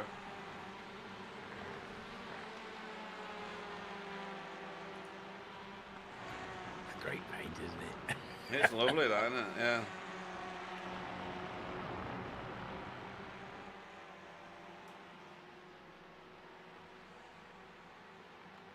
Well, so Sam is getting away from Jamie now. How come he's managed to put a 2-second gap into him? I think that was pretty much all done in the pits. Really? Yeah. So, I would have thought that was the other way around, wouldn't you? well, we can talk about it now that everybody's been in. Stationary time. Sam Blees was stationary for 7.4 seconds, and Jamie Jeffrey was stationary for 10 seconds. So there's all that time. And I thought it was going to be the other way around because Jamie had been sat behind him. Yeah. So, when you're in close proximity like that, the way Jamie was, I don't think you're saving the same amount of fuel when you're actually sitting back and consciously easing, because he was nudging the gas all the time so he could show his nose. Yeah, true. And I think, that just actually nibbles away at what you're actually managing to save, just the way you're using the car on the road. Yep. That would make a lot of sense.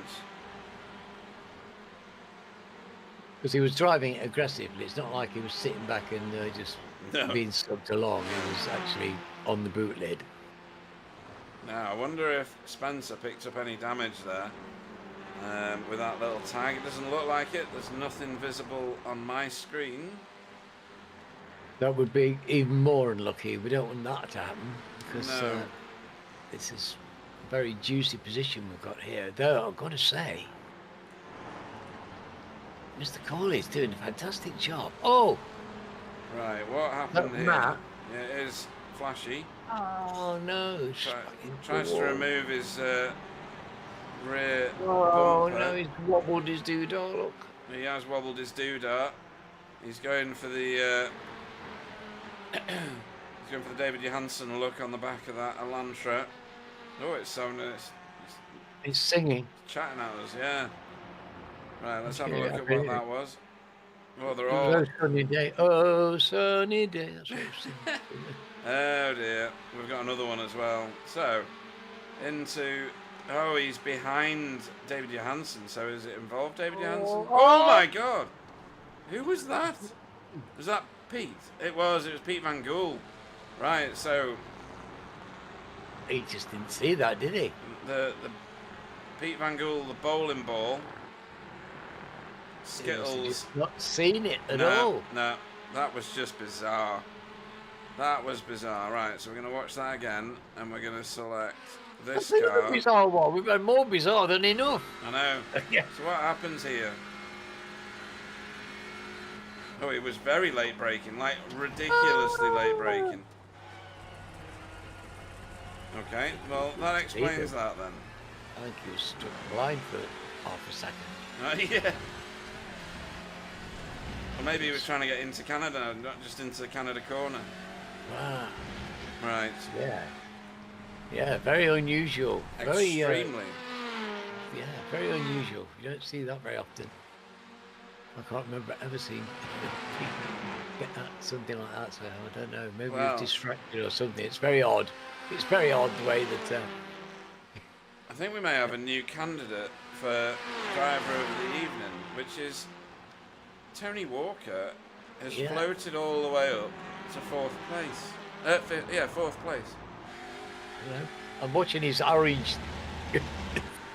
It's because we've had all the pit stops, everybody's been in and Yeah. out, and there's Tony with his orange right up there in fourth position, very Wow. nearly in the podium. Brilliant performance. It is. Well, no, oh no, he's doing a cracking job. Only just outside the top 10, but it's like 6 places between them. Right, where are we? Oh, right, we may be on last lap. Let me go and find another car. We got any flashing wave flags Really? or not? Oh, I want more. I think that Barney was there flashing, waving. There yeah, he is. Yeah. Oh, Barney, go away. I know. So, this is it. If you're not going to do it now, you're not going to do it at all. And I think it's this little battle here. Falling up, we've still got a lot of racing here. I know, look at this lot.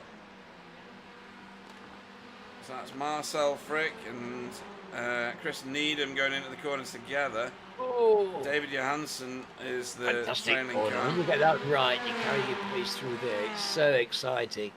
And then you come down here and you've just got to keep it on the track. You've got to get it just right, otherwise that happens. Yeah. And we've seen that corner catch two racers out that are battling a few times tonight. And that was Chris Needham that got ejected out stage left. It's not getting your braking done. It's just, and people push their luck at that corner all the time. It's just one of those where you always think you can squeeze that extra bit. But if you do, and you get it, a misjudgment, and it spits you out to the side like that every time, doesn't it? And grass, here we come. And sometimes it's the wall, and it can be sad. So I don't know that Marcel didn't have a slowdown, or he let Chris Needham go because he felt responsible in some way for the turn 3 incident. Right, let's go and find the leaders. I'm not missing the end of the race again. I'll never live it down by Ant Woodward's measure. Gary poses a very good question. Why was David Johansson so slow at the point when he got overtaken on the outside by Tony Walker, where the incident happened? And he also says that Sam saved loads behind Jay earlier in the race, which with my tiny little brain I can't remember such things. Right, so over the line we come, and Sam Blease takes the win. Jamie Jeffrey gets himself a podium, as does Miguel Freitas. Slow over the line. But good driving. Very good driving. That might have been close on fuel as well. You have to sustain your effort for these 40 minutes. Is a long time to sustain that kind of level of intensity, and unfortunately, that's what you have to do in this race. Yeah, I think Miguel was out of fuel. He's parked it in pit road. Well, that's what I call professional judgment. No, absolutely. Where is Wobbly? Wobbly's also pulled up, possibly out of fuel. Although he should have had loads because he pitted the car twice. Anybody else still racing down here? Not right. Oh, here we go. This is Matt Elmore just trying to keep ahead of Pete Van Gool.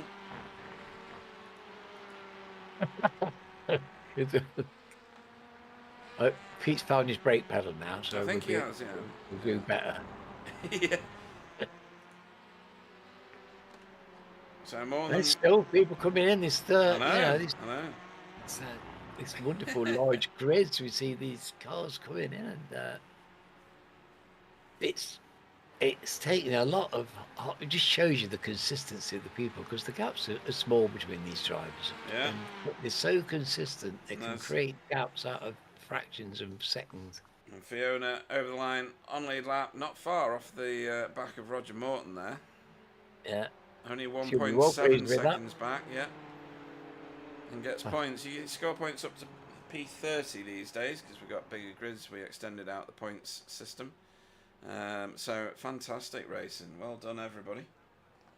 Yeah, what a race. Goodness me. That was a bit mental, has to be said. So It was so much happening all over the place. It was hard to be coherent about it, wasn't it? It was just popping everywhere. Poppy. It was. So Sam Blease won the feature race for Hydra Race, Geodesic Racing in spectacular fashion, I have to say. It's going to find something else on my other screen. Just give me a moment. No, I'm not finding it yet. There we go. Right, let's pause that. Right, Jamie Jeffrey took away the second spot for coupes and convertibles racing. Great result for him. Ahead of Miguel Freitas, who takes the bottom step of the podium for Impulse Racing. Tony Walker finished in 4th place, but was the first AM driver, so he should be very, very happy, if not ecstatic, with that result for Spectre 6. Spencer McCarthy in 5th place for Hydra Race Geodesic Racing. Jay Corley in 6th, with Mark Draper behind him in 7th for SRL Nixgen. Kevin Daniels finished in 8th with a whole car in 2 races for Sim Racing Grid. Carl Hardy finished 9th for Safeguard. Jamie Wilson finished 10th for Team Chimera. Arnaud Chenonnier finished 11th for Air Smart Racing with wobbly kneecaps in 12th after pitting a couple of times for BSTV Esports Pink. Tom Woodcock finished 13th for Sim Racing Grid. Chris Needham was 14th for Air Smart Racing.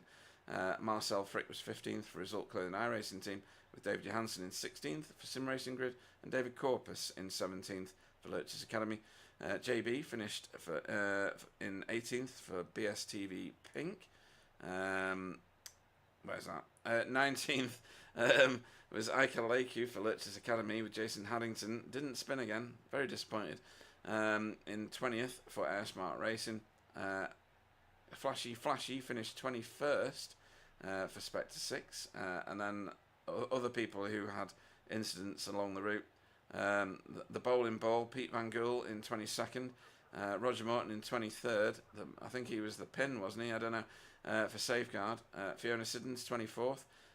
Stephen Walker, who lost all sorts of connectivity control in 25th. Very unfortunate that, but he still carried on for a while. And then Matt Flannery in 26th for Hydra Race Geodesic Racing. And Dan Mould did not start. Well, what a drama, Alan. 17 laps of heaven. Well, depends who you are, I think. Well, I'm a commentator. Yeah. Right. Where are we here? Right. Okay. Let's go. And that was a pile of pedal to the metal deliciousness. It was. It really was. Very unpredictable. It was popping the whole length of the grid, wasn't it? There was action and unexpected, all kinds of unexpected stuff going off as well. It was just a very busy race. Hugely busy, but fantastic to watch. Just a moment while I do some hiding of things. If I can remember what I'm hiding, that would always help. Go over here. That is what I need to do. There we go. Right, so let's get the relevant people on the screen ready for interviews. Oh, I love that side. Look at all those cars. I know. Spectacular, isn't it? Absolutely jaw-dropping when you see this many cars in a race. Right, let's go and have our first conversations with... 30 people is very impressive, isn't it? 30 people have sat there and come and joined us and, put their sweat on the ground. And that's like 3 football teams. It is, yeah. Yeah. Right, so let's see who we're going to interview first. We shall bring in... I'm waiting for people to join the interview room. Actually, we'll speak to... First tonight, let's speak to previous champion, Miguel Freitas. Good evening. Good evening. Hi. So, race 1 was quite a hard-fought event between you and Wobbly, to be fair. Wobbly getting away at the start. You closing him down right to the end. I thought we were going to get some good shenanigans. Thought you might actually punt off your old teammate just for fun. But you let him win. We're going to call it you let him win. And then yeah, tell us about race one. Yeah, I was chasing him, and on the draft I was slightly faster. But yeah, I had I don't know who it was behind. I forgot his name. Spencer, maybe? Stephen. No, Steven, Yeah. exactly. He was right behind us with the same pace. So every time I made a move on Wobbly, he had the chance to make a move on me. So I had to be very careful. And yeah, in the end, I Yeah. couldn't find the space to overtake Wobbly. But yeah, it was close. It was super close and fantastic to watch. And then in the second race, you pitted probably one of the earliest of all the cars. You pitted one lap after Wobbly, and I think Wobbly pitted for damage. But I think he then had to pit again for fuel. I'm not really sure. We need to speak to him really. But you didn't. You held it out to the end. And was it a surprise to you when Jamie and Sam popped out of the pits in front of you? Yeah, not really. I had to pit early because I was in the middle of a lot of fighting and traffic, and I was just losing time. So yeah, I pitted on the first chance I had, and then I knew some of the guys would be in front of me, and I did not have enough fuel to really fight in the end. So Uh, yeah, I stayed there. that's About Wobbly, I think he started early because the car was on the uphill, and before the green it was rolling down. So I guess he got a black flag for that. oh, I didn't Oh, even think of that. I didn't even think of it. So thank you But for filling in that gap. yes, thank you. I did wonder whether he had damage from when David Corpus drove into the back of him at the end of Hurry Downs. Um, I mean, you must have been a bit shocked by that as well because that was right next to you, wasn't it? But yeah, you managed to get through that and safely through to two podium finishes. So you must be happy with that. I mean, the standard in this league is very high now, isn't yeah, it's much harder than last season or it? last couple Yeah. of seasons.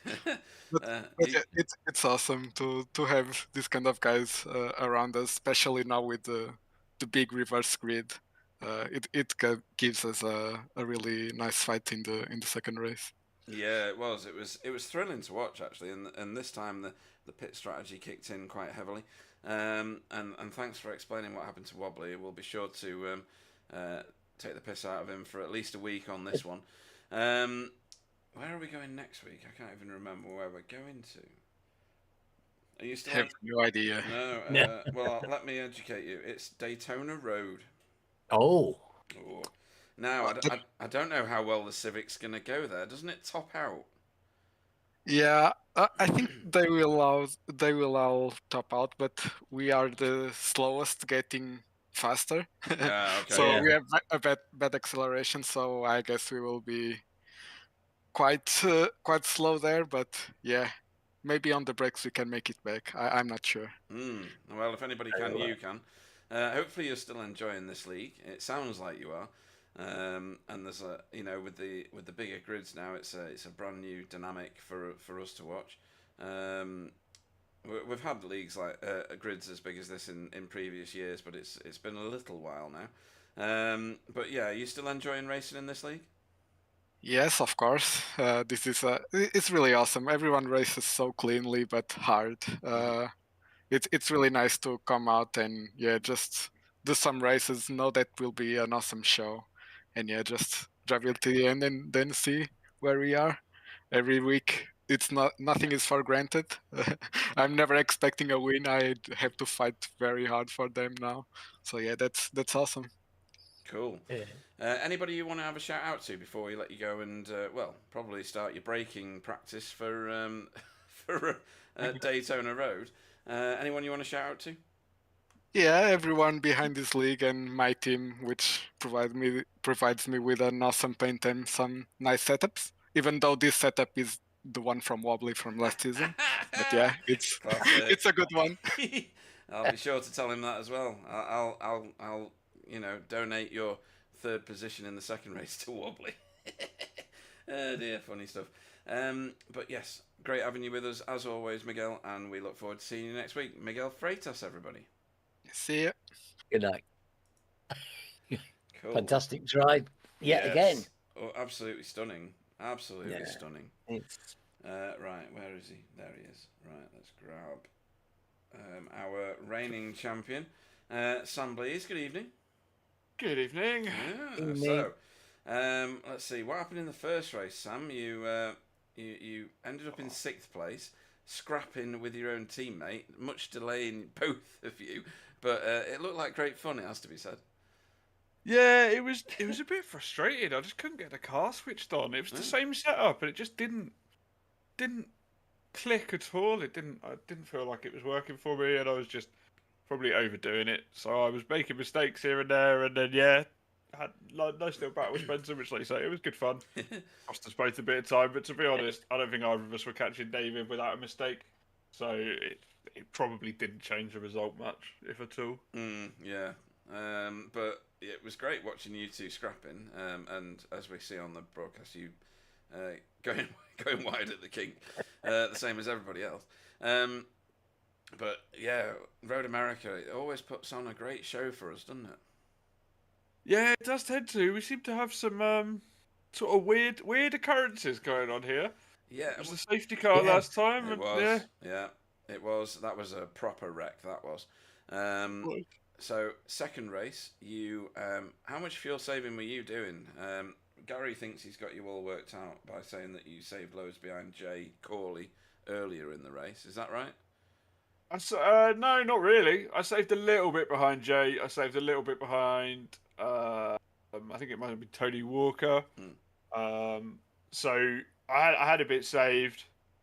I went marginal on the fuel, so I only took 9 litres, and then I couldn't go flat out to the end, but I knew if I did that, I'd have enough gap to sort of just eke it out a bit and get there. Right. So yeah, it wasn't a crazy big fuel save.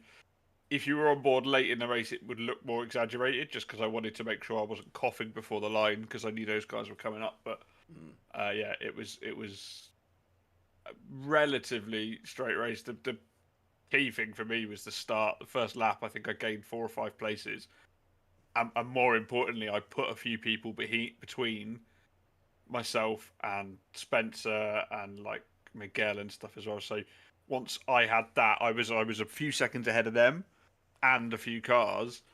I could sort of just push a bit because I knew they were going to be held up significantly. And if they went for the early stop, it's always a risk now, because with so many more cars, the early stop isn't as straightforward, because you've still got to pass people. They're just different people in a different context. Yeah. So yeah, I figured there wasn't too many people in front of me. The pace in front of me was decent. Like I wasn't miles quicker than any of the guys. They were all going at a good pace. So it was just a case of I'll take the passes when they come. I'll save a bit of fuel opportunistically and just monitor where everyone else is.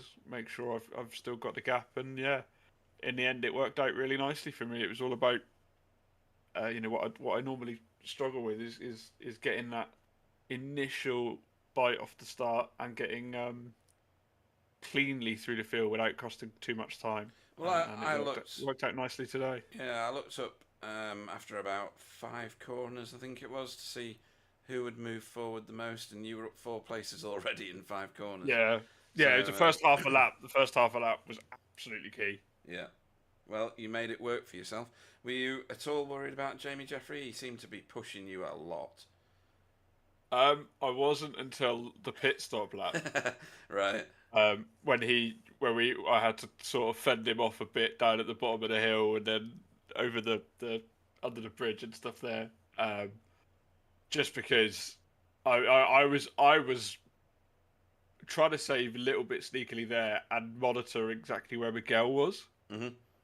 And I made a little mistake coming out of turn 3, 2, 3, one of them. And it just put him close enough to send it. And I knew I could, it was sort of holding off, but it just cost us an extra second. And it's like, okay, that's just a second out of Miguel's. Like, it was fine. I think I had it covered, but it wasn't comfortable, let's say. Right, okay. Well, next time out, you hopefully already know, we're going to Daytona for a road race. Your car is probably the more optimal one round there, isn't it? The Elantra?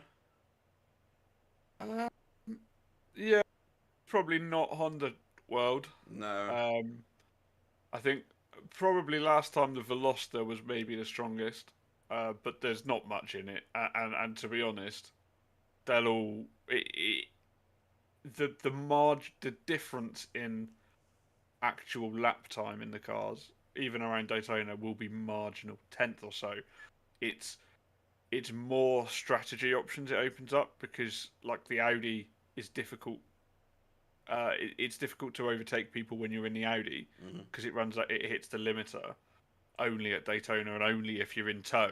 But it's right when you don't want it to hit the limiter when you're starting an overtake. Yeah. Okay. The Honda's quite good at the end of the straight. The Hyundais are quite good sort of earlier than that in the straight. I mean, I'll take the Elantra anywhere, but I think they've all got a shout next That's week. like they're balancing out some, really, doesn't it? Yeah, the balance is honestly pretty good. And I felt here, like today rather than at Daytona, the Hondas felt really strong in practice, but actually in the race, I mean, race one looked bad for me, but that was just because I was driving stupidly. But the others, sort of like David and some of the other Elantras, were keeping up no trouble. So yeah, I think the balance of performance is bang on now. Really, there's very little in it, and it just fluctuates slightly track to track, which is exactly what you want it to do. Yeah, absolutely. So, anybody you want to shout out to before we let you go and practice in the defence of your title? Well, I know Tony for Pro is becoming a joke, but at some point, Jesus Christ, Yeah, we're gonna have to have he's that got to be like conversation. third overall in the championship, hasn't it? Well, some of the others keep giving themselves penalties and ejecting out stage left and stage right, so he's picking up a few freebies as well. Yeah, he's building a bit of a lead in the AM standards, I'm sure. But great to see him up there again. Cracking result for Jay as well. I think it's his first top 10, but certainly a really strong finish. Fighting Spencer for 5th and coming out 6th in the end, so that was good. And Kevin Daniels, it's just really good to see newer names coming in and competing and scoring good results. So yeah, that's lovely. Thanks to you guys, obviously, for putting it on, and happy Christmas to everyone, I guess. Yeah, well said, well said. Yeah. And we will look forward to watching your continued defence of your title next week at Daytona. Sam, please, everybody. Thank you very much. See you next week. Well done, Sam. Cheers. Right. I need to go and refresh my glass. I'll be back in a second. You do that. You go and refresh your glass while I endure this next interview. Good evening to Wobbly. Hello, Pete. So let's only talk about race one, shall we? Let me tune you down a little bit because you're still on hell let loose level. Oh, excellent! Yes, because that's good. We need that all the time. We need that for tomorrow at least. I'll ask. Yeah. Okay. So race one. Let me select you on the broadcast, otherwise people don't know who I'm talking to. There we go. So race one was a fantastic pole time, by the way. Absolutely stunning. You nearly replicated it in the second race. I don't know whether you knew that. But then it was a flag to flag, really, wasn't it, for you? But a lot of pressure from Miguel all the way through. Yeah, I saw, I think after 2 or 3 laps, Steven and Miguel fighting a little bit. And I was hoping that they would continue that for like maybe 2 or 3 more corners, because I feel like I was the quickest guy tonight. Right. At least in the sprint race. I was pretty comfortable, and I saw them, and then the gap, I think, opened up to 1.7 low, and it's just you just get a hinge of toe at that point, and it was just enough for them to keep coming back towards me. And you're just punching a hole through the air the whole time when you're in front of it. And yeah, Miguel was quite good on the braking. I think I was a little bit better on the exits, which helped. Mm-hmm. Miguel, I think he tried twice, twice. He stuck his nose in a little bit. It was a bit of a defensive move, but not severely. And it was I wouldn't call it a stroll to park, because I definitely had to keep on had to stay on my toes, keep focus, and just do my thing. And then I saw Steven behind Miguel, and so I tried to hint on Steven that to get in my draft while we get next to him, and that didn't really work. No, but it was a fun race. yeah, good result. Fastest lap, flat, pole. I mean, I didn't have the fastest lap because I was the first guy. Oh yeah.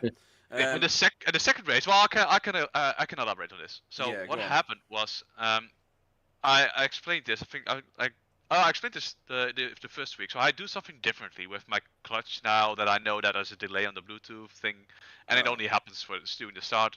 So I realized that I was sitting on a hill. So I practiced it well like 3 times, like to see what happened if I did the same thing Mhm. to avoid like rolling back or rolling forward. So I did that, and I somehow, because I do it manually with my foot, because that's more immersive. No, it's just because I'm lazy and I didn't set up the program. But I'm gonna change this, so don't worry. This was a one-time thing.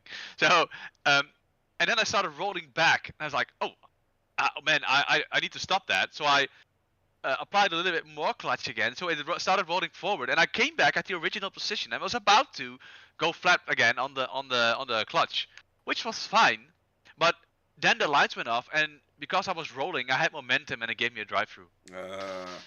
So we did Yeah. see you pit, and then we saw you pit again later on. I thought you'd pitted for damage first because David Corpus got his braking point wrong into the start of the turn before the carousel. I thought you'd taken damage and it was affecting you, but Nah. right, okay. It definitely did affect me. I asked in chat if I damaged Miguel was behind me. He said, yeah, it doesn't look really good, but it's drivable probably. Yeah, I mean, it would have definitely had some impact, and I came through the field pretty quick with the 3 laps I had. I think I was already on 10th position, in front of Steven, in front of Miguel. Steven had the issue of blackout or whatever he had. Yeah, it was again, I should have practiced it more if it was my own mistake. And to be honest, I had a fun race. Still got up to 10th, I think. Was a bit unlucky with some incidents because so I passed Chris Needham and he decided that I wasn't there on the kink. Yeah. Yeah. If you're side by side with the kink, which is always, I wouldn't be like I was already in front of him and he kept fighting, which fair enough. And well, at least then don't turn in on me if I'm still there. That was my only and it was a 0 contact because he went off track. I got a 1x, but it was it was a fun race at the end. Obviously I would have wanted to end it higher in the second one, but yeah, it is what it is. Yeah, but you still finished 3 positions higher than your start position, so yay. Yes. I mean, it took 29 seconds to get to drive-through. GB was talking about it, and so apparently I still had had good pace the whole night. I don't know if I would have won. It's just that's just pure speculation, but I would have had a shot. Well, next time you're going to struggle a little bit more, I think, because it's Daytona Road. No, it's fine. It's fine, is it? Yeah, it's fine. Okay. The Honda is fine. It's just the Veloster which I'm scared of. But we don't have that many Velosters in it. No, not many at all, actually. No, it was the last time we were here, like 3 seasons ago. We had the issue that the Velosters just had so much side draft that they would top out. We would top out at a certain point, and the Veloster didn't. And Elantra is a little bit quicker on the in the middle sector of the like in the middle of the speed trap, and at the end I think we're quicker. So with that few Velosters being in the league at the moment, I think it's gonna be an all-out battle between all the cars. Okay. Well, the guys in the Velosters are quick, but I don't think they're at the level where Steven, Sam, Spencer, and Miguel are. So I think that this is going to bring them towards the front battle as well. So that's going to be a blast. I wouldn't be surprised if you see a 10-car battle. Right. And don't suppose you know what happened to Steven's car in that second race, do you? I just saw him drop out, to be honest. So I don't know what happened, but I'm assuming that he just had a blackout. Or his steering wheel stopped or something because he dropped out of packet loss. Right. And unfortunately, he was on the right-hand side. He didn't hit anyone. It was the best thing that could have happened for someone blacking out. Yeah. It definitely looked like a technical issue. It was horrible. Yeah, it was horrible. It just went straight on. We've seen it before, haven't we, with other cars having the same thing, and they just go straight on and hit a wall. Yeah, You're I right, did- it was in a good yeah. place. It was in a good place for it. At least it was fortunate in that regard. It could have been way worse. And by the Yeah. way, Alan, you're mates with Pete from Ghoul, right? Yes. I'll tell him not try. Please don't. Please tell him that he should stop trying to kill me on accidents. Okay. Oh, okay. I shit my pants. Right. Oh, well, you can tell him anyway. He's a lovely man. No, I know. I'm just kidding. Yeah. Well, I'll tell him that you make him shit his pants. He'll be delighted. Yeah, I think, Alan, I think we should just get him to send Wobbly a load of diapers. Then it doesn't matter, does it? It's Doesn't matter. local mail, isn't it? Local mail. Yeah, or some elastic bands he can wrap them around the bottom. No, of his I'm just trousers. kidding. It was just I think he hit someone and was waiting, and then He he did waited it, on the yeah. exit of the corner, Canada corner. Yeah. And it was really nice of him that he was trying to wait. I think for Matt Elmore, and then I was marching through. Was like, go left, go right. Where do I go? No, it was nice of him to wait. I mean, that is pure BSTV spirit. Just you kill someone on purpose because it's mad, and then no. Yeah. But no. It was good good seeing that he was waiting. Yeah, no, it was Yeah. very good. Anybody you want to shout out to before we let you start practicing for the next race? Not you, Sir No. Alan. JB for being in the chat, because we separated ourselves a little bit from the chat because we're having a conversation about something different, and we just stayed there. It was quite fun. I did some practice with Matt Elmore earlier, and gave him some tips, which didn't help apparently. All the drivers for being there, because I think that we had 26 cars on track, 27. 27. There's always going to be incidents, but I think it was really well behaved, especially on a crashy like circuit like this. Yeah. Yeah. No, So, very well said. Yep. Yes, it was fantastic. It was a real spectacle tonight. Wobbly, honestly, it was absolute pleasure to watch everybody. It was racing up and down the whole length of the grid, and really a lot of great car handling. Yeah, it was a good race. I think that the people who are currently driving and who showed up today are from another level, especially like how respectful everybody was, and there's always gonna be some tentative moments, but in general, I think that it's the spirit of BSTV is still living up to his name. Awesome stuff. In that case, we will look forward to seeing you racing next time. I won't, obviously, but everybody else might. Wobbly kneecaps, everybody. See you later, guys. Right. So, last in her usual interview slot is Fiona Siddons. I'll find her on. There we go. Good evening, Fiona. Good evening. Good Evening, Pete. Welcome back. Evening, Alan. Freshly Happy back. Christmas, sweetie. Yes. Merry Yeah, Christmas. happy Christmas. Freshly back from banging your drum last week at the ice hockey. Yeah, Did and they last win? night Yeah, did you we win? did. Yes, we beat Cardiff Devils 4-0 to go 4 points clear at the top. and Wow. Two games Nice. in hand on them. Oh, that's good. Wow. Pretty That's cool. impressive stuff. And then last night we beat Nottingham Panthers 5-1.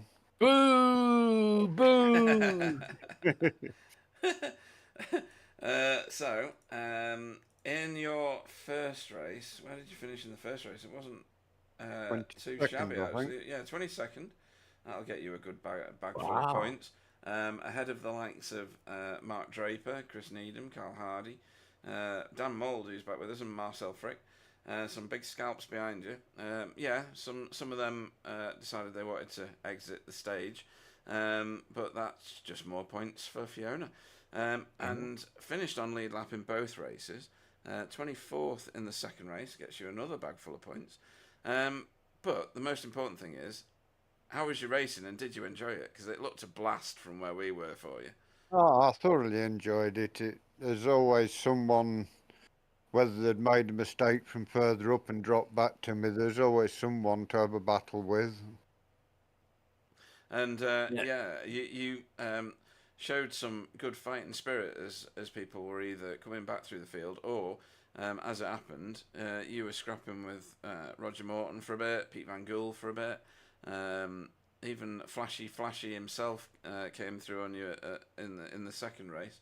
In the first race, you weren't that far away from JB at the end, and JB's rapid. So you must be very happy with how you've driven tonight. Your car looks well in control all the time. Very nice. And we saw you getting out of the way for some of the leaders as they came round. I think it was Wobbly you got out of the way of, wasn't it? I didn't get out of the way. I understeered out the way. Oh, you under? Well, you got to salute your honesty.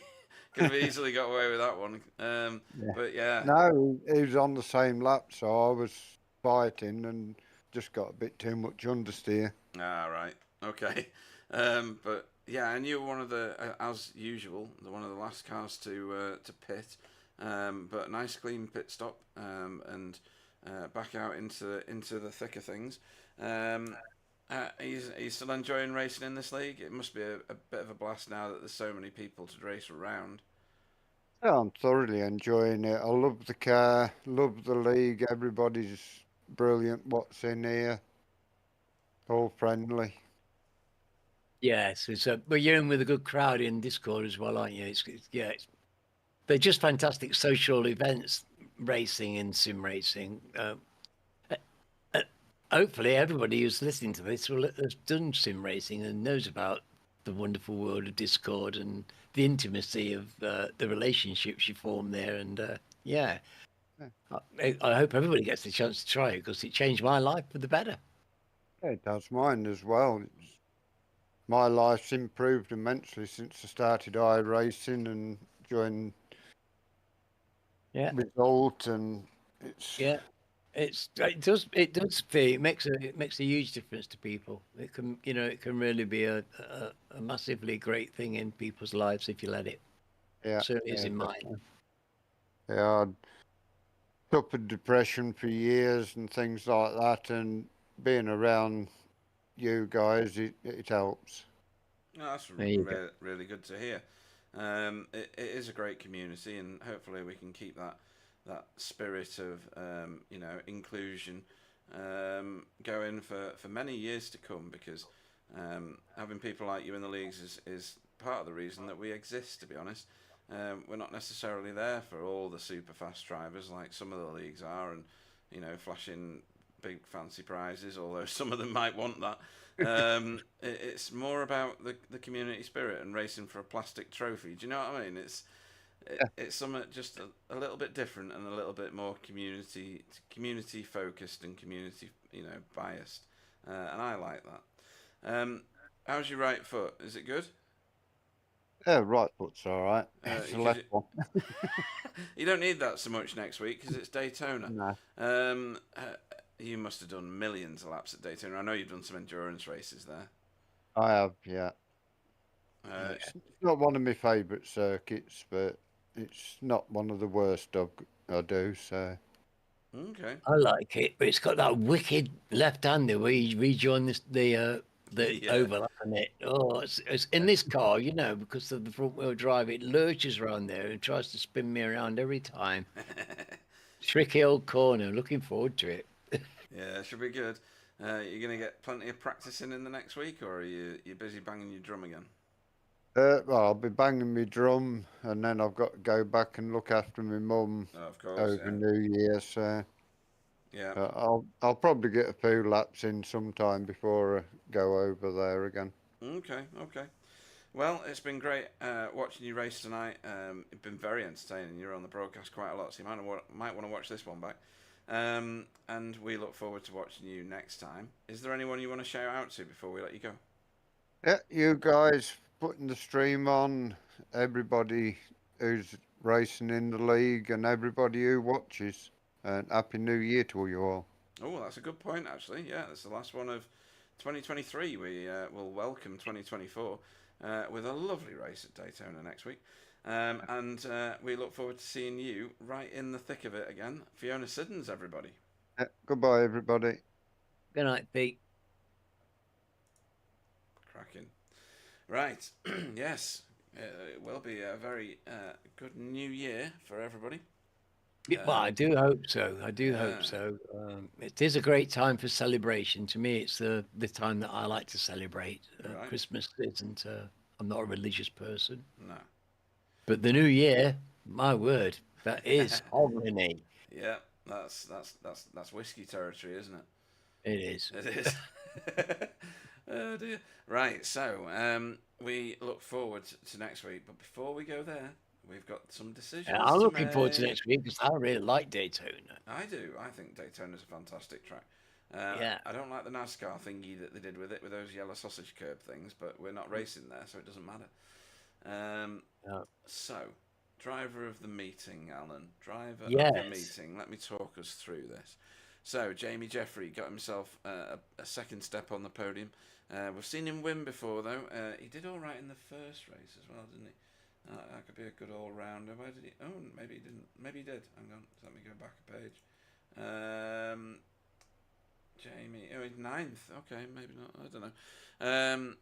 So, Tony Walker getting 4th. That is exceptional. That's pretty good. As is Jay Corley getting a 6th in the second race. He was 15th in the first race. If we blur our vision for a minute and say that he planned it, then it gets even better. Yeah, well, we led the second race, didn't he, for 20 minutes? He did. That is substantial achievement because, everybody's trying to get past you. You got like 20, nearly 30 cars behind you trying to get by you. So that takes a cool head and a bit of nerve. Actually, And yeah. consistent lapping. So, No, we should be well happy. Yeah, you're convincing me now. Kevin Daniels, he did well in both races. I think, where did he end up in the first race? Kevin, where are you? Must be on the second page, is he? Oh, that's the trophy again. Hang on. Kevin. Oh, he was 11th in the first race. So that's not shabby at all, that. No. And then top 10, anything like a top 10 is, I think, is very, very good because look at the quality of the opposition you've got now. Yeah. It's like, that's only the top third. Yes. And Tom Woodcock, he was top AM in the first race, and 15th did he get in the second race, or was it better than that? 13th, sorry, in the second race. I think he's done very well again. And I think it was Sam Blease, was it, that was saying, talking about Tony Walker, or Tom Woodcock, are we going to have to reclassify him? I'm not sure that they're wrong with that. I think I'm going to have to go Jay Corley. I think you sold it to me. I think Jay Corley's going to get my vote for this evening. Well, I think that's very fair. Yeah. And for everything you said, Tony's going to get my vote. Oh, right, okay. Tony Walker. Let me find him. There he is, Tony Walker. It's clearly activated his Walker gene. Oh yeah, absolutely. He's wearing the lucky underpants now. It's great, and he did fantastic drive tonight. He topped about nowhere, 4th. I know. in the feature race. I mean, just outstanding to see his car up there. Purely on merit. Yeah, and he was second away, as in he was on the front row for the second race, and he stayed ahead of the likes of Sam Blease, chasing down Jay Corley for quite a long time as well. So I think we've placed our votes in very good places there. I'm very happy with mine, and that does mean that we've got a standout leader in the driver of the meeting now, which is Tony Walker. He's on 2 points. Sam Blease on 1, along with Jay Corley, Andrew McKinley, and JB. So that one's fleshing out to be quite a hard-fought little challenge, that one. It always is, I think. It's always hard. We try and be fair, and you do have to drive well to get a vote. Oh, yeah, too right. So, I shall now bring us to the end of this broadcast. Last broadcast of 2023. Still no news about V8s just yet, for those that are itching and wanting to know what we're going to do. Am I going to be a year older again? I think you might be, yeah. When's your birthday? Oh, July. I was going to say, it's not for a little while. Yes, but 2024. I know. That seems like a long while ago since 1953, Pete. Do you know why? It's because it is. But anyway, but another great celebration, another turn of the planet. or Yeah, whatever. I relish every single one. Yeah, I bet you do. I do too, and more so as I get older. But yeah, I'll bring this broadcast to a close. It's been a fantastic evening of racing.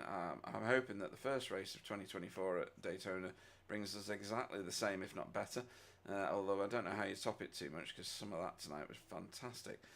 Thanks to all the racers and all the viewers and all the fantastic support from Sir Alan across the course of this 2023. We have had some great ups, a few little downs here and there, but ultimately it's been a successful year for BSTV and its leagues, and we expect the same, if not better, in 2024. I'll wish everybody a fantastic new year and hand you over to Alan to say his piece as well. Yeah, I'm excited. This New Year stuff is very exciting, Pete, isn't it? It is, yeah. Yeah. So have fun, folks. Stay safe. Lots of excess. Why not? And I'll see you on the other side. Good evening, folks, and over to you, Alan. Yes, yes. Well, goodness me, what a night! But I love this circuit, and it always provides great racing. But you need to have great racers to do it. And boy, have we got some great racers, and a lot of them. And it's absolutely joyful. And the New Year is absolutely full of promise. And you're very welcome to stay with us and join us for the rest of it. And yeah, it's a pleasure to be among you. Happy New Year to everyone. Bless you all.